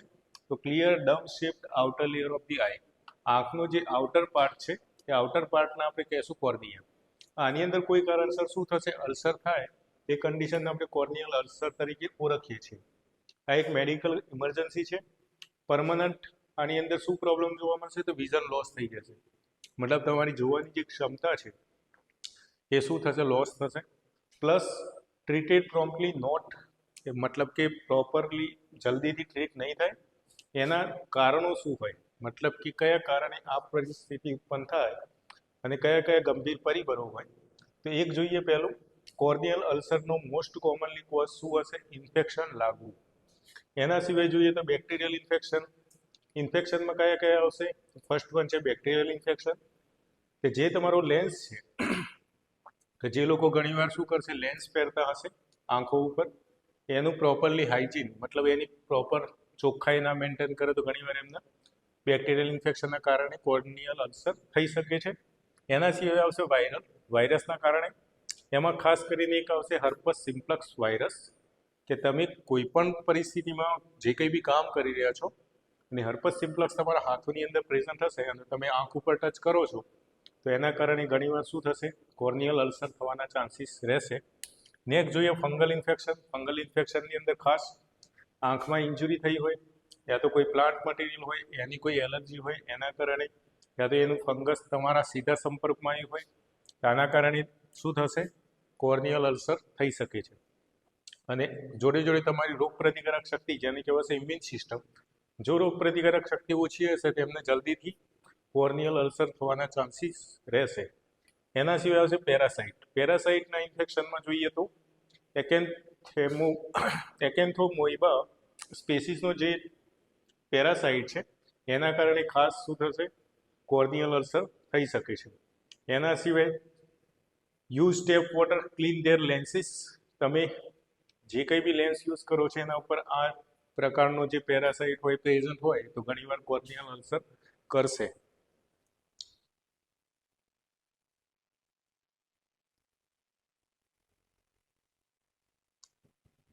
નોન ઇન્ફેક્શિયસ કોઝની વાત કરીએ યા તો રિસ્ક ફેક્ટરની વાત કરીએ તો રિસ્ક ફેક્ટર કયા કયા પરિબળો જવાબદાર રહેશે? તો એક છે આઈ ટ્રોમા. માની લો કે તમે આંખમાં કોઈ સ્ક્રેચ યા તો કોઈ કારણસર તમે ખંજવાળતા હોય અને આંખમાં ફિંગરના જે નખ છે, ફિંગર નેલ્સ છે, એના કારણે જો આંખમાં સ્ક્રેચ પડી જાય તો પણ કોર્નિયલ અલ્સર થશે. એન્ડ ફોરેન બોડી, કોઈ બહારનું કોઈ વસ્તુ છે તમારા આંખ ઉપર સીધા ડેમેજ કરી દે તો પણ થશે. યા તો કોઈ પણ કેમિકલના સંપર્કમાં સીધી આંખમાં કેમિકલ જતું રહ્યું હોય તો પણ ઘણીવાર શું થશે? આઈ ટ્રોમા થશે. આઈ ટ્રોમાની અંદર એક્સિડન્ટલ ઇન્જુરીના કારણે ઘણીવાર શું થશે? કોર્નિયલ અલ્સર થઈ શકે છે. એના સિવાય હશે dry eye syndrome. Chronic dryness damage corneal surface, કે જે આઈનો જે ફ્રન્ટ એરિયા છે કે જે આઉટર પાર્ટ હતો એ કોઈ કારણસર શું થશે? વધારે પડતી આંખ સૂકી રહેવાના કારણે એની જે સરફેસ છે ડેમેજ થશે અને એના અમુક ટાઈમે શું થશે, ઇન્ફેક્શન લાગશે તો પણ ઘણીવાર આંખ સૂકી રહેશે. ઇનકમ્પ્લીટ આઈલિડ ક્લોઝર, જે આઈલિડ છે પ્રોપરલી ક્લોઝ જે વ્યક્તિઓની ના થતી હોય, અડધી ખુલ્લી રહેતી હોય, એમાં ખાસ કરીને બેલ પાલ્સી છે. બેલ પાલ્સી કઈ છે કે જે 7મા નંબરની જે ક્રેનિયલ નર્વ છે એ પેરાલાઇસિસ થઈ ગયું હોય, તેનો તમારું શું થશે, ફેશિયલ એક્સપ્રેશનમાં પ્રોબ્લેમ આવશે ને આંખ પ્રોપરલી બંધ નહીં થઈ શકે. અને બેલ્સ પાલ્સીની અંદર ફેશિયલ નર્વ પાલ્સી પણ આને કહી શકીએ છીએ. Eye from the blinking fully leading corneal dryness and exposure, આખો દિવસ શું કરશે, બ્લિંક કરતી રહેશે, ચાલુ બંધ થતી રહેશે. આવી કન્ડિશનમાં પણ ઘણીવાર શું થશે, કોર્નિયલ અલ્સરની કન્ડિશન આવી શકે છે. જે લોકોને વિટામિન એની ડેફિશિયન્સી હોય કે જેનું બીજું નામ છે રેટિનોલની ડેફિશિયન્સીના કારણે ઘણીવાર શું થશે, અલ્સરેશન આંખની અંદર બની શકે છે. હવે આના સિમ્ટમ જોઈએ, સાઇન એન્ડ સિમ્ટમ, કયા લક્ષણો, કયા ચિહ્નો બતાવશે કોર્નિયલ અલ્સરની અંદર. તો પહેલું તો આંખની અંદર શું થશે, દુખાવો ચાલુ થશે એકદમ શાર્પ. એના સિવાય આંખ એકદમ લાલાશ પડતી થઈ જશે, એના અંદર ઇન્ફ્લામેશન લાગેલું હશે. જે વ્હાઇટ પાર્ટ છે આંખનું એ પણ કેવું થઈ જશે, લાલ પડતું દેખાશે.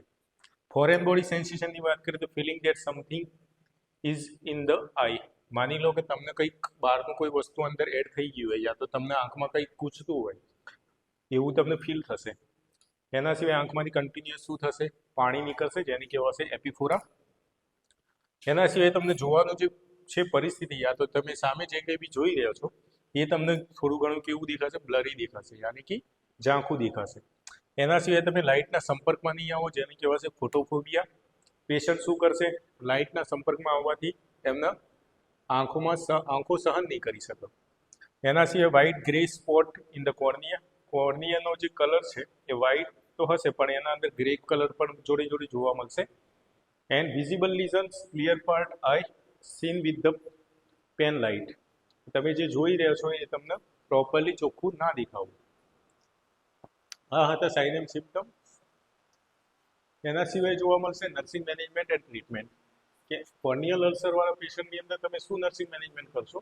તો ફર્સ્ટ વન આવશે પેશન્ટનું અસેસમેન્ટ કરવું. અસેસમેન્ટની અંદર આઈનો ચેકઅપ કરવું, એમને પ્રોપરલી કેટલું દેખાય છે, બ્લર દેખાય છે કે નહીં, ચોખ્ખું કેટલી હદ સુધી દેખાય છે, આ દરેક વસ્તુઓ તમે એસેસમેન્ટ કરશો.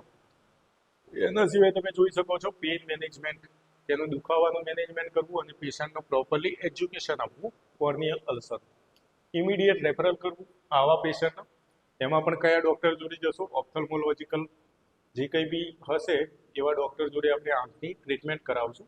Most immediately refer patient to the eye specialist, જે ઓપ્થલ્મોલોજીકલ ડૉક્ટર હશે, જે આઈ સ્પેશિયાલિસ્ટ હશે એવા લોકો જોડે એમને જલ્દીથી ડાયગ્નોસિસ કે રોગને જાણી લેવું અને જલ્દીથી ટ્રીટમેન્ટ કરાવવી. પેઇન મેનેજમેન્ટની અંદર તમે પ્રિસ્ક્રાઇબ કરશો એનાલ્જેસિક, કે જે પેઇન કંટ્રોલ કરશે, યા તો પેઇન કિલર છે. એના સિવાય તમે આંખ ઉપર કોલ્ડ કમ્પ્રેસ લગાવી શકો છો, જેના કારણે આંખનું અંદર દુખાવો બને ત્યાં સુધી ઓછો થઈ શકે.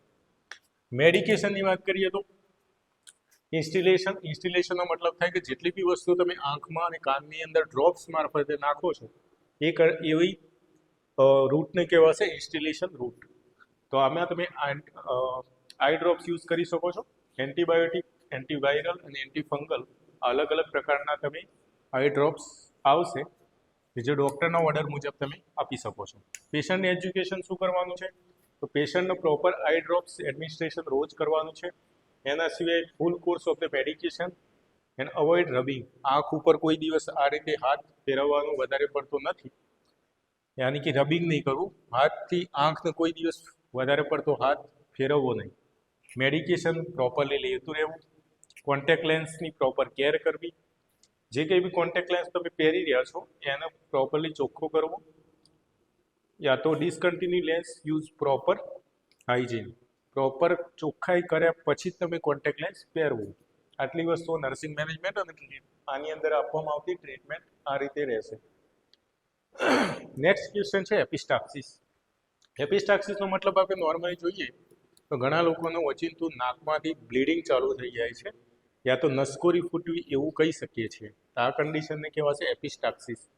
આની અંદરથી નાકમાંથી બ્લડ આવવું, જેને નોઝ બ્લીડ કહી શકો છો. અને આ બ્લીડિંગ છે એ કોઈ કારણસર નાકની અંદર આવેલી જે મ્યુકોઝા છે, લેયર છે, એના અંદર આવેલી નાની નાની બ્લડ વેસલ હશે, એમાંથી ઓચિંતું બ્લડ યા તો એ રપ્ચર થવાના કારણે બ્લડ ઓચિંતું લોસ થવાનું ચાલુ થશે, જેને આપણે એપિસ્ટાક્સિસ તરીકે ઓળખીએ છીએ.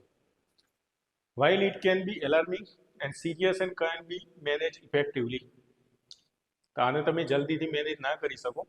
નોઝ બ્લીડની વાત કરીએ તો એનાટોમીની વાત કરીએ તો નઝલ સેપ્ટમ, નાકની વચ્ચેની જે દિવાલ હશે એના નઝલ સેપ્ટમ કહેવાશે. એ ડિવાઈડ થશે એટલે બે નોસ્ટ્રિલ બની જશે. આની અંદર બંનેમાંથી નોઝ બ્લીડ ગમે તે એક પાર્ટમાંથી ચાલુ થઈ જવું, એમાં પણ ખાસ કરીને એન્ટેરિયર ફ્રન્ટ પાર્ટમાંથી બ્લીડિંગ ચાલુ થશે.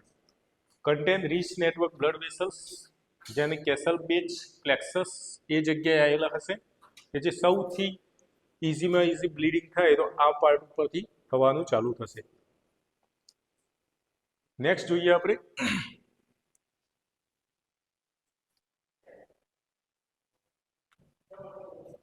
Causes and risk factor.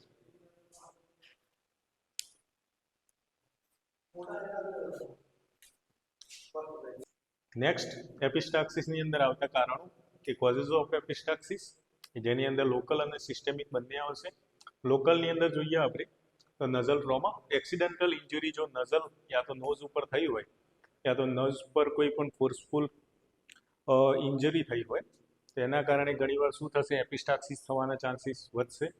એના સિવાય ડ્રાયનેસ, કે જે વ્યક્તિઓ સૂકી હવા કે જે ડ્રાય એર કન્ટિન્યુઅસ પોતાના નોઝ મારફતે એન્ટર થતી હોય, કોલ્ડ ક્લાઇમેટ હોય, હીટેડ રૂમ હોય, ગરમ વાતાવરણવાળો રૂમ હોય, એવી કન્ડિશનના કારણે ઘણીવાર શું થશે, નઝલ મ્યુકોઝાની અંદર ડેમેજ આવશે અને ડેમેજ થવાના કારણે ઘણા લોકોને શું થશે, બ્લીડિંગ થવાનું ચાલુ થઈ જશે. નઝલ મેડિકેશનની વાત કરીએ તો વધારે પડતો જે લોકો નોઝનો સ્પ્રે યુઝ કરતા હોય કે નઝલ સ્પ્રે વારંવાર યુઝ કરવાના કારણે, એના સિવાય ડિકન્જસ્ટન્ટ, ખાસ કરીને જે લોકોના નાક કોઈ શરદીના કારણે નાકની અંદર ઘણા લોકો શું કરશે, સ્પ્રે લગાવતા હોય છે તો સ્પ્રે મારતા હોય છે. એના કારણે ઘણીવાર શું થાય, નઝલ લાઇનિંગ ડેમેજ થશે અને એના કારણે ઘણીવાર નોઝ બ્લીડિંગ ચાલુ થઈ જશે. એના સિવાય જોઈએ સિસ્ટેમિક કોઝની અંદર તો હાઇપરટેન્શન, જે લોકોની અંદર બ્લડ પ્રેશર વધશે યા તો જે લોકો વધારે પડતો તણાવ લેતા હોય એવા લોકોની અંદર કોઈ કારણસર બ્લડ વેસલમાં ડેમેજ થવાના કારણે સીધું પરિણામ આવશે નોઝ બ્લીડિંગ થવાનું. એના સિવાય કોએગ્યુલોપેથીસ, આની અંદર જોવા મળશે. અફેક્ટ બ્લડ ક્લોટિંગ, જે લોકોની અંદર બ્લડ ક્લોટિંગનો પ્રોબ્લેમ, હિમોફિલિયા છે, હિમોફિલિયામાં પણ ઘણીવાર શું થશે, કન્ટિન્યુઅસ બ્લડ, જે લોકોને શું થશે, બ્લડનું સર્ક્યુલેશન જો બહુ ફાસ્ટ થશે, પ્લસ હિમોફિલિયાની અંદર કન્ટિન્યુઅસ બ્લડ લોસ થઈ જશે, વારંવાર બ્લડ લોસ થવાના કારણે એવા લોકોને પણ શું થશે, નોઝ બ્લીડિંગ થવાના ચાન્સીસ વધશે. અને એક જોવા મળે છે થ્રોમ્બોસાઇટોપેનિયા. આ કન્ડિશનો છે નોઝ બ્લીડિંગ થવાના કારણો તરીકે તમે લઈ શકો છો. મેડિકેશનની અંદર છે એન્ટીકોએગ્યુલેન્ટ ડ્રગ્સ, જેની અંદર વાર્ફારિન ડ્રગ છે. એન્ટીપ્લેટલેટની અંદર તમે જોઈ શકો છો એસ્પિરિન ડ્રગ છે. આ બધા રિસ્ક છે. તો આ કયા કારણો, કયા પરિબળો છે કે જે જવાબદાર રહેશે નોઝ બ્લીડિંગ કરવા માટે, એના વિશેની સમજ હતી. નેક્સ્ટ જોઈએ એપિસ્ટાક્સિસનું મેનેજમેન્ટ. તો ફર્સ્ટ શું આવશે કે તમે કોઈ પણ વ્યક્તિને એપિસ્ટાક્સિસ થશે તો ફર્સ્ટ એડ શું પ્રોવાઈડ કરશો, તો reassurance the patient, keep the calm and help reduce blood pressure and anxiety. પેશન્ટને બને ત્યાં સુધી શાંતિ રાખવાનું કહેવાનું છે. જેટલા જે શાંતિથી બેસશે એટલું વધારે એનું બ્લડ પ્રેશર ડિક્રીઝ થશે અને એન્ઝાઇટી બને ત્યાં સુધી લેવલ ઘટાડવાનું છે. પોઝિશનની અંદર તમે એને બેસાડવાનું છે અને પોતાનું જે હેડ છે થોડું આ રીતે રાખવાનું છે, સ્લાઇટલી ફોરવર્ડ. એના પછી આવશે this position prevent blood from flowing down throat and cause nausea and vomiting. ઘણીવાર શું થશે કે બ્લીડિંગ જો એ ઘરી જશે બ્લડ તો ઘણીવાર નોઝિયા વોમિટિંગના પ્રોબ્લેમ થશે, એટલે એનું હેડ થોડું ઊંચો રાખવાનો છે. એના સિવાય લાઈ ડાઉન, ટિલ્ટ હેડ બેક, વધારે પડતું હેડ પાછળ નથી જવા દેવાનું, વધારે પડતું આગળ નથી લાવવાનું, હેડને નોર્મલી એક પોઝિશનમાં રાખવાનું છે. એના સિવાય pressure, instruct the patient pinch the soft part of nose just above the nostril 5 to 10 minutes. તમે શું કરી શકો છો, જે પાર્ટ છે સોફ્ટ પાર્ટ એ જગ્યાએ તમે નોર્મલી પ્રેશર આપી શકો છો 5 થી 10 મિનિટ સુધી. Apply direct pressure of the Kiesselbach plexus, તમારું જે આ નાકની અંદરનું જે પ્લેક્સસ છે એના ઉપર નોર્મલી પ્રેશર આપી શકો છો. એના સિવાય કોલ્ડ કમ્પ્રેસ આઈસ પેક તમે મૂકી શકો છો કે નઝલનું જે બ્રિજ પાર્ટ છે ત્યાં, તો એ જગ્યાએ શું થશે, બ્લડ વેસલ જે કોન્સ્ટ્રિક્ટ થાય છે એ તમને હેલ્પ કરશે. Bleeding doesn't stop after 15 to 20 minutes. જો તમે પ્રેશર આપવા છતાં પણ બ્લીડિંગ સ્ટોપ નથી થતું તો આગળ શું કરશું? Nose bleed result in significant injury. જો ઇન્જુરી વધારે પડતી થઈ હશે તો નોઝ બ્લીડિંગ કન્ટિન્યુઅસ રહેશે. Bleeding is heavy or frequent. વધારે પડતું હેવી બ્લીડિંગ પણ થઈ શકે છે. અને અમુક કન્ડિશનમાં શું થશે? બ્લડ વોલ્યુમનો જથ્થો ઘટી જશે, જેને કહેવાય છે હાઇપોવોલેમિયા. તો આવી પણ કન્ડિશન જોવા મળે છે. આ ના થાય એના માટે આપણે ધ્યાન રાખવાનું છે, એટલે આપણે મેનેજમેન્ટ કરવાનું રહેશે. ડિઝીનેસ એન્ડ ફેન્ટિંગ. ઘણીવાર શું થશે? પેશન્ટના ઝાંખું દેખાવાનું ચાલુ થઈ જશે, જેને આપણે ડિઝીનેસ તરીકે ઓળખીએ છીએ. તો આ હતું નોઝ બ્લીડ યાની કે એપિસ્ટાક્સિસ. એપિસ્ટાક્સિસના કોઝિસ એન્ડ રિસ્ક ફેક્ટર, એનું મેનેજમેન્ટ, એની ડેફિનેશન. તો આ રીતનો આ ક્વેશ્ચન આપણે સોલ્વ કરી શકીએ છીએ. આ એક્ઝામમાં પૂછાયેલો ક્વેશ્ચન છે. નેક્સ્ટ જોઈએ આપણે હવે ટ્રેકિસ્ટોમી. ટ્રેકિયોસ્ટોમીનો મતલબ થશે કે જે કંઈ બી ટ્રેકિયા છે, શ્વાસ નળી છે, એ કોઈ કારણસર જે વ્યક્તિઓને શ્વાસની પ્રોબ્લેમ રહેતી હોય યા તો પ્રોપર નોઝ દ્વારા શ્વાસ અંદર નથી જઈ શકતી, એવા લોકોને અહીંયા જે ટ્રેકિયાનું પાર્ટ છે એમાં સેકન્ડ અને થર્ડ જે કાર્ટિલેજ છે એ જગ્યાએ એને શું કરવામાં આવશે? આર્ટિફિશિયલ ઓપનિંગ કરવામાં આવશે, જેને ટ્રેકિયોસ્ટોમી કહેવાશે. સ્ટોમી મતલબ થશે આર્ટિફિશિયલ ઓપનિંગ પાર્ટ. તો ટ્રેકિયોસ્ટોમીની આપણે વાત કરીએ તો આ એક સર્જિકલ પ્રોસિજર છે.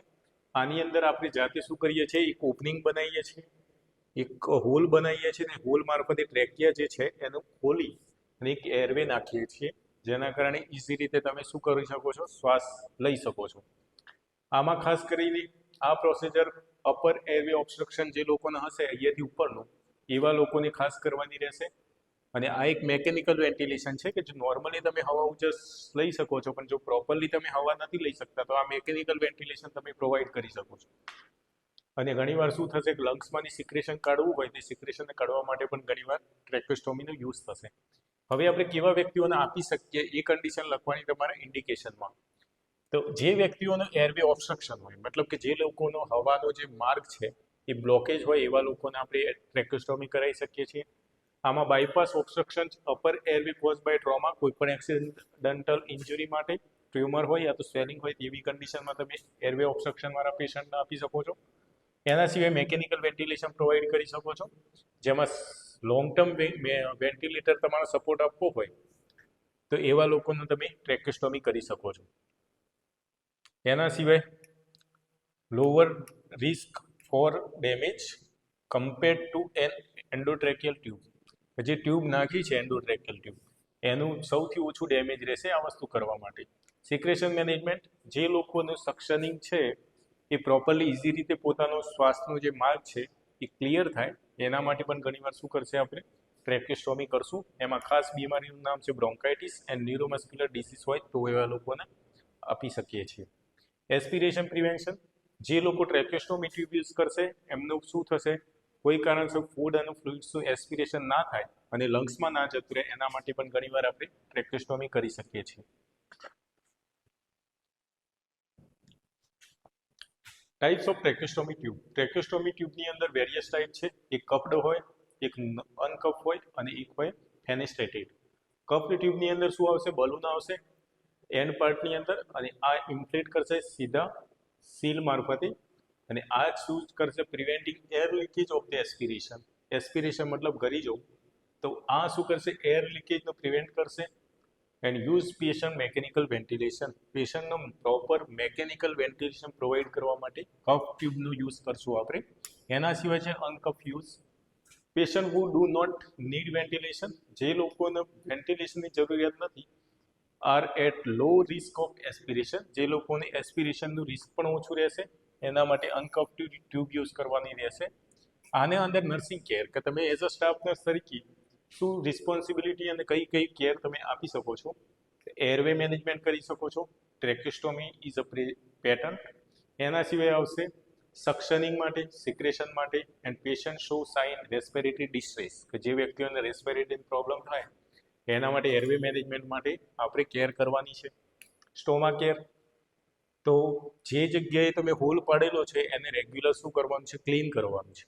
સરાઉન્ડિંગ સ્કિન, મતલબ કે જે જગ્યાએ તમે ટ્રેકોસ્ટોમી ટ્યુબ નાખી અને આજુબાજુની જે સ્કિન છે એને રોજ શું કરવાનું છે? ક્લીન કરતું રહેવાનું છે. એ જગ્યાએ ઇન્ફેક્શન ના લાગવું જોઈએ. એ જગ્યાની સ્કિન બ્રેકડાઉન વધારે પડતી ના થવી જોઈએ. આ બધી વસ્તુઓનું તમે ધ્યાન રાખશો. આ જે કંઈ બી તમે કામ કરી રહ્યા છો ક્લીન કરવાનું, ત્યારે તમારે સ્ટરાઇલ ટેકનિક યુઝ કરવાની છે, જેના કારણે એ વ્યક્તિને ઇન્ફેક્શન જલ્દીથી ના લાગે. અને જો તમે એ જગ્યાને ક્લીન કરો છો તો કન્ટિન્યુઅસ શું કરવાનું છે, ડ્રેસિંગને ચેન્જ કરતું રહેવાનું છે. એના પછી આવશે ટ્યુબ સિક્યુરિટી. ટ્રેકોસ્ટોમી જે ટ્યુબ નાખી છે એ શું હશે, but not to the tight, વધારે પડતી ટાઈટ નહીં હોય. કઈ બી ટ્યુબ છે એની સિક્યુરિટી પ્રોવાઈડ કરશો, કોઈ કારણસર ટ્યુબ ખુલી ના જાય યા તો પોતાની મૂળ સ્થિતિમાંથી ખસી ના જાય, એની ધ્યાન રાખશો. ઇમરજન્સીની વાત કરીએ તો always have the emergency tracheostomy kit at bed side. ઘણી વખતે ટ્રેકોસ્ટોમી કિટ છે તમારા બેડ સાઇડ રાખવી પડશે. ઘણા લોકોને શ્વાસોશ્વાસની તકલીફ પ્રોપર વધારે પડતી થશે તો આ તમે તાત્કાલિક આપી શકો. એના સિવાય સ્પેર ટ્યુબ પણ તમે જોડી રાખી શકો છો સેમ સાઇઝની અંદર. અને આ રીતે તમે દરેક વ્યક્તિઓને શું કરી શકો છો, ટ્રેકોસ્ટોમી આ રીતે પોતાની નર્સિંગ કેર મારફતે પ્રોવાઈડ કરી શકો છો. આટલી તમારી જવાબદારી રહેશે. પેશન્ટ એન્ડ ફેમિલી એજ્યુકેશન તમે શું આપશો, તો educate the patient family on proper care, communication method and sign of any complication. કોઈ પણ ચિહ્ન એવું દેખાય તો કોમ્પ્લિકેશન સર્જાય છે ટ્રેકોસ્ટોમી નાખ્યા પછી, તો તાત્કાલિક એમને જાણ કરવાની રહેશે. કોમ્પ્લિકેશનમાં ખાસ કરીને કયા કયા સર્જાશે એ જોઈએ તો ફર્સ્ટ વન છે પોટેન્શિયલ કોમ્પ્લિકેશનની અંદર બ્લીડિંગ એટ ધ સ્ટોમા સાઇટ. ઘણીવાર જે જગ્યાએ હોલ પાડ્યો હોય એ જગ્યાએ ઘણી વખતે શું થઈ જશે, બ્લીડિંગ ચાલુ થઈ જશે. એના સિવાય એ જગ્યાએ ઇન્ફેક્શન લાગવાના ચાન્સીસ વધી જશે. એના સિવાય ટ્યુબ ડિસ્પ્લેસમેન્ટ, પોતાની મૂળ સ્થિતિમાંથી ટ્યુબ થોડી ઘણી ખસી જવી. એના પછી આવશે સબક્યુટેનિયસ એમ્ફિસેમા. આની અંદર એર ટ્રેપ થઈ જશે સ્કિનની અંદર. એના સિવાય ટ્રેકિયલ વોલ ઇન્જરી થઈ શકે છે, તમારી જે ટ્રેકિયા છે એની દિવાલ ઉપર વાગી શકે છે, ઇન્જરી થઈ શકે છે. આ નવા કોમ્પ્લિકેશન આ પરિસ્થિતિમાં સર્જાવાના ચાન્સીસ છે, તો આ કોમ્પ્લિકેશન સર્જાય તેનું ધ્યાન રાખવાનું રહેશે. ચલો નેક્સ્ટ ક્વેશ્ચન છે કીમોથેરાપી. કીમોથેરાપીની મેં તમને આગળ વાત કરી કે કીમોથેરાપી કેન્સરવાળા પેશન્ટને સ્પેશિયલી આપવામાં આવતી એક ડ્રગ છે. આની અંદર શું છે કે આ ડ્રગ પાવરફુલ એક એવા કેમિકલથી બનેલી હશે કે જે સેલ વગર કામના શું કરે છે, પોતાની મૂળ સ્થિતિમાંથી ઉપસે છે યા તો પોતાને એકમાંથી બે થાય છે કે એબનોર્મલ સેલનો ગ્રોથ થાય છે, ત્યારે તમે કીમોથેરાપીનો યુઝ કરી શકો છો. આ કેન્સરની અંદર તમે ડિવિઝનલ સાયકલ મલ્ટીપ્લાઇંગ જે કંઈ બી કેન્સરના જે સેલ છે એ વધારે પડતા મલ્ટીપ્લાય થાય છે, એને પ્રિવેન્ટ કરવા માટે આપણે આ ડ્રગ આપવામાં આવે છે. આની અંદર અલગ અલગ નામ પણ આવશે ને આપણે ટાર્ગેટ જે કંઈ બી જે સેલ ડિવાઈડ થાય છે એમને મારવા માટે આપણે આ વસ્તુનો યુઝ કરશું. Affect healthy cells, hair follicles, bone marrow and lining of the digestive tract leading range of the side effect. ઘણી વખતે શું થશે, કીમોથેરાપી અમુક સાઇડ ઇફેક્ટ પણ સર્જાશે. આને કઈ રીતે આપણે એડમિનિસ્ટ્રેટ કરવાનું, તો કીમોથેરાપી ડ્રગ છે group based on the how they work, કઈ રીતે કામ કરશે. અને એક્ઝામ્પલ તરીકે તમે alkylating agent, damage DNA, deoxyribonucleic acid, antimetabolites and DNA synthesis. These drug can administer several ways.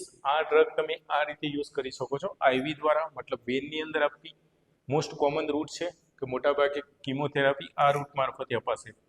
એના સિવાય આવશે ઓરલની અંદર પીલ્સ હોય અને કેપ્સ્યુલ હોય, તમે ઓરલ રૂટ મારફતે મોઢા દ્વારા લઈ શકો છો. ઇન્ટ્રાથિકલ રૂટ આવશે.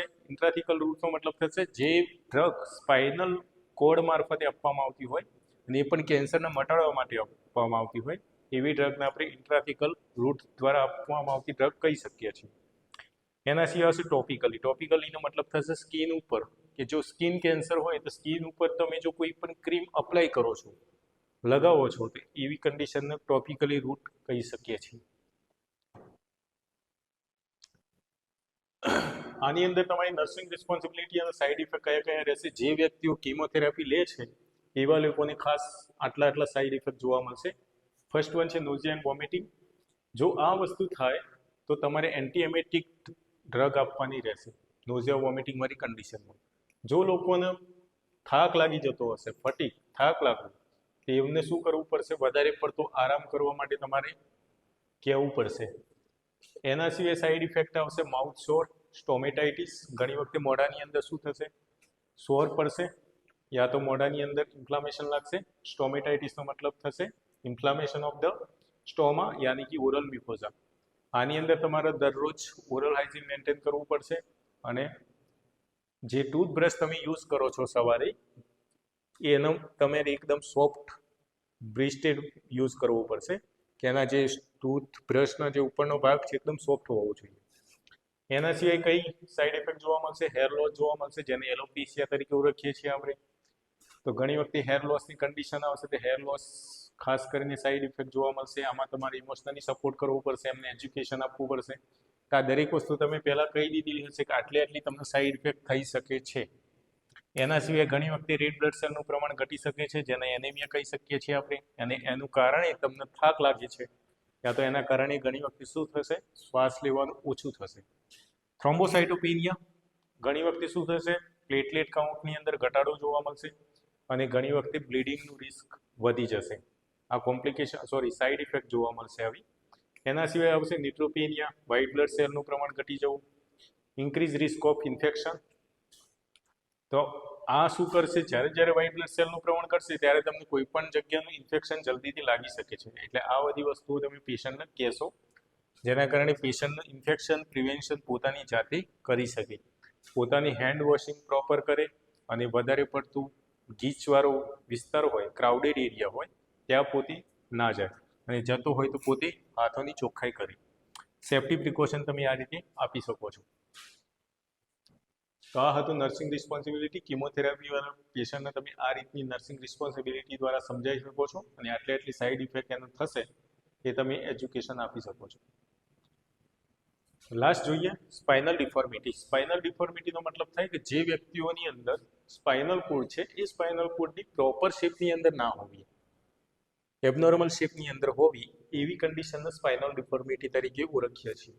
તો સ્પાઇનલ ડિફોર્મિટીની અંદર શું આવશે? જે કર્વ્સ છે, મતલબ કે જે તમારી કરોડરજ્જુ છે, કરોડરજ્જુનો પ્રોપર વળાંક આપેલા હશે, એ કોઈ કારણસર મિસઅલાઇનમેન્ટ થઈ ગયા હોય, પ્રોપર મૂળ સ્થિતિમાંથી થોડા ઘણા આગા પાછા થઈ ગયા હોય યા તો ખસી ગયા હોય, એવી કન્ડિશનને સ્પાઇનલ ડિફોર્મિટી કહેવાશે.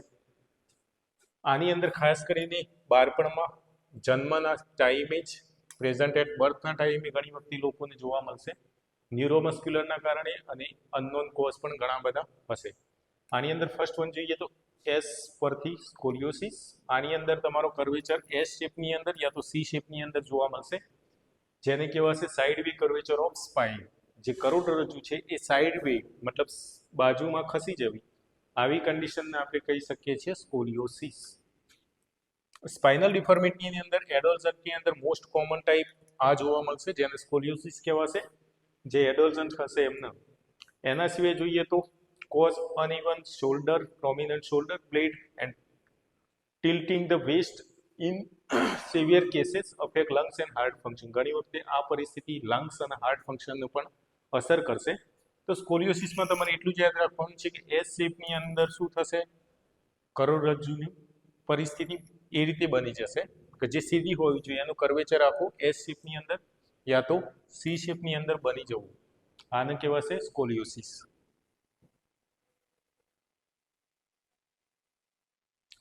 નેક્સ્ટ છે kyphosis. This is excessive outward curve and thoracic spine. તમારો જે છાતીના પાછળના જે મણકા છે યા તો ત્યાંની જે કરોડરજ્જુ છે એ કોઈ કારણસર શું થઈ જવી? આઉટવર્ડ કર્વ લાગી જવું. કાઇફોસિસનો મતલબ કે પાછળની બાજુ આ રીતે વળી જવું, આને કહેવાય છે કાઇફોસિસ. અને કાઇફોસિસની અંદર તમારી જે સ્પાઇનનો જે વળાંક છે પાછળની બાજુ વધારે પડતો જવું, જેને હમ્પ બેક પણ કહી શકીએ છીએ. ને આવું કન્ડિશનના કારણે ઘણી વખતે કાઇફોસિસ જોવા મળશે. આની અંદર ખાસ કરીને કોમન જોઈએ તો ઓસ્ટિયોપોરોસિસ, કે જે બોનની ડિસઓર્ડર છે, અને આ બોનના ડિસઓર્ડરમાં ઓસ્ટિયોપોરોસિસવાળા પેશન્ટમાં ખાસ કરીને તમને કાઇફોસિસ જોવા મળશે. એના સિવાય જોઈએ તો એડોલ્સન્ટ ગર્લ્સ યા તો બોયઝની અંદર ખાસ જોવા મળશે. ઓસ્ટિયોપોરોસિસની વાત કરી દઈએ નોર્મલ, તો જે બોનની અંદરનું જે બંધારણ છે એ બંધારણની અંદર જે પોરસ આવે, કે જે બોનની અંદરના જે હોલ હશે નાના, એમની સાઇઝમાં વધારો થવું, એના કારણે પણ ઘણી વખતે કાઇફોસિસ જોવા મળી શકે છે. અને લાસ્ટ વન જોઈએ તો લોર્ડોસિસ. એક્સેસિવ ઇનવર્ડ કર્વેચર, મતલબ કે કર્વેચર અંદરની બાજુએ વળશે અને તમારો ભાગ છે આ વચ્ચેથી આમ થઈ જશે, કે જે કરોડરજ્જુ છે આગળની બાજુએ જવી. તો આવું જે થશે લંબર સ્પાઇનની અંદર ખાસ જોવા મળશે, કે જે તમારી પેટ પાછળની જે કરોડરજ્જુ છે એ આગળની બાજુએ વળશે તો એવી કન્ડિશનને આપણે લોર્ડોસિસ તરીકે ઓળખીએ છીએ. આને સ્વે બેક પણ કહી શકીએ છીએ. અને આનું કારણ શું હશે? તો ઓબેસિટી, વધારે પડતું જાડાપણું, એન્ડ પુઅર પોસ્ચર, તમારું પોસ્ચર ખરાબ વધારે પડતું હોવું, અને પ્રેગ્નન્સી, આ 3 કારણો સૌથી વધારે જવાબદાર રહેશે. તો આ હતું કરોડરજ્જુની ડિફોર્મિટી.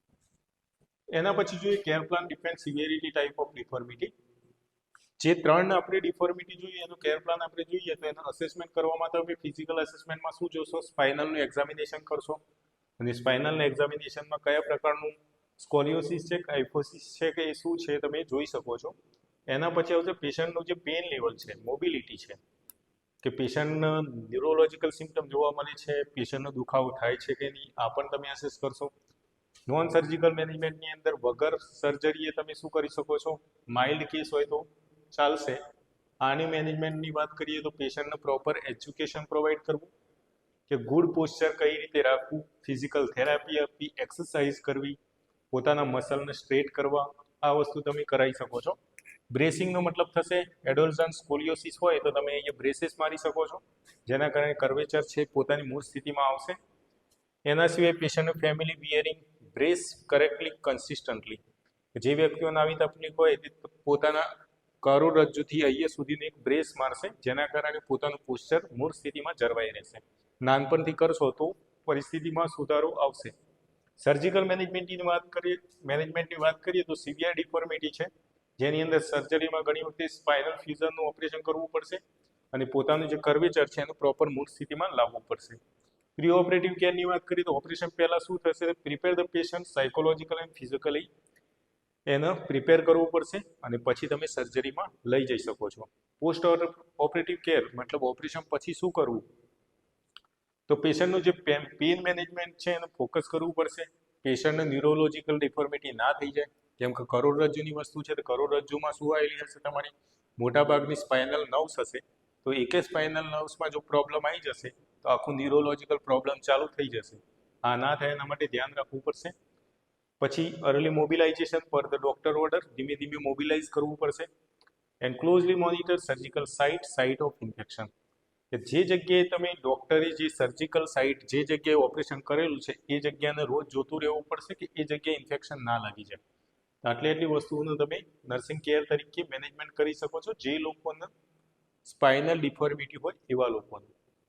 તો આપણું જે પેપર સોલ્યુશન હતું એ અહીંયા પૂરું થાય છે.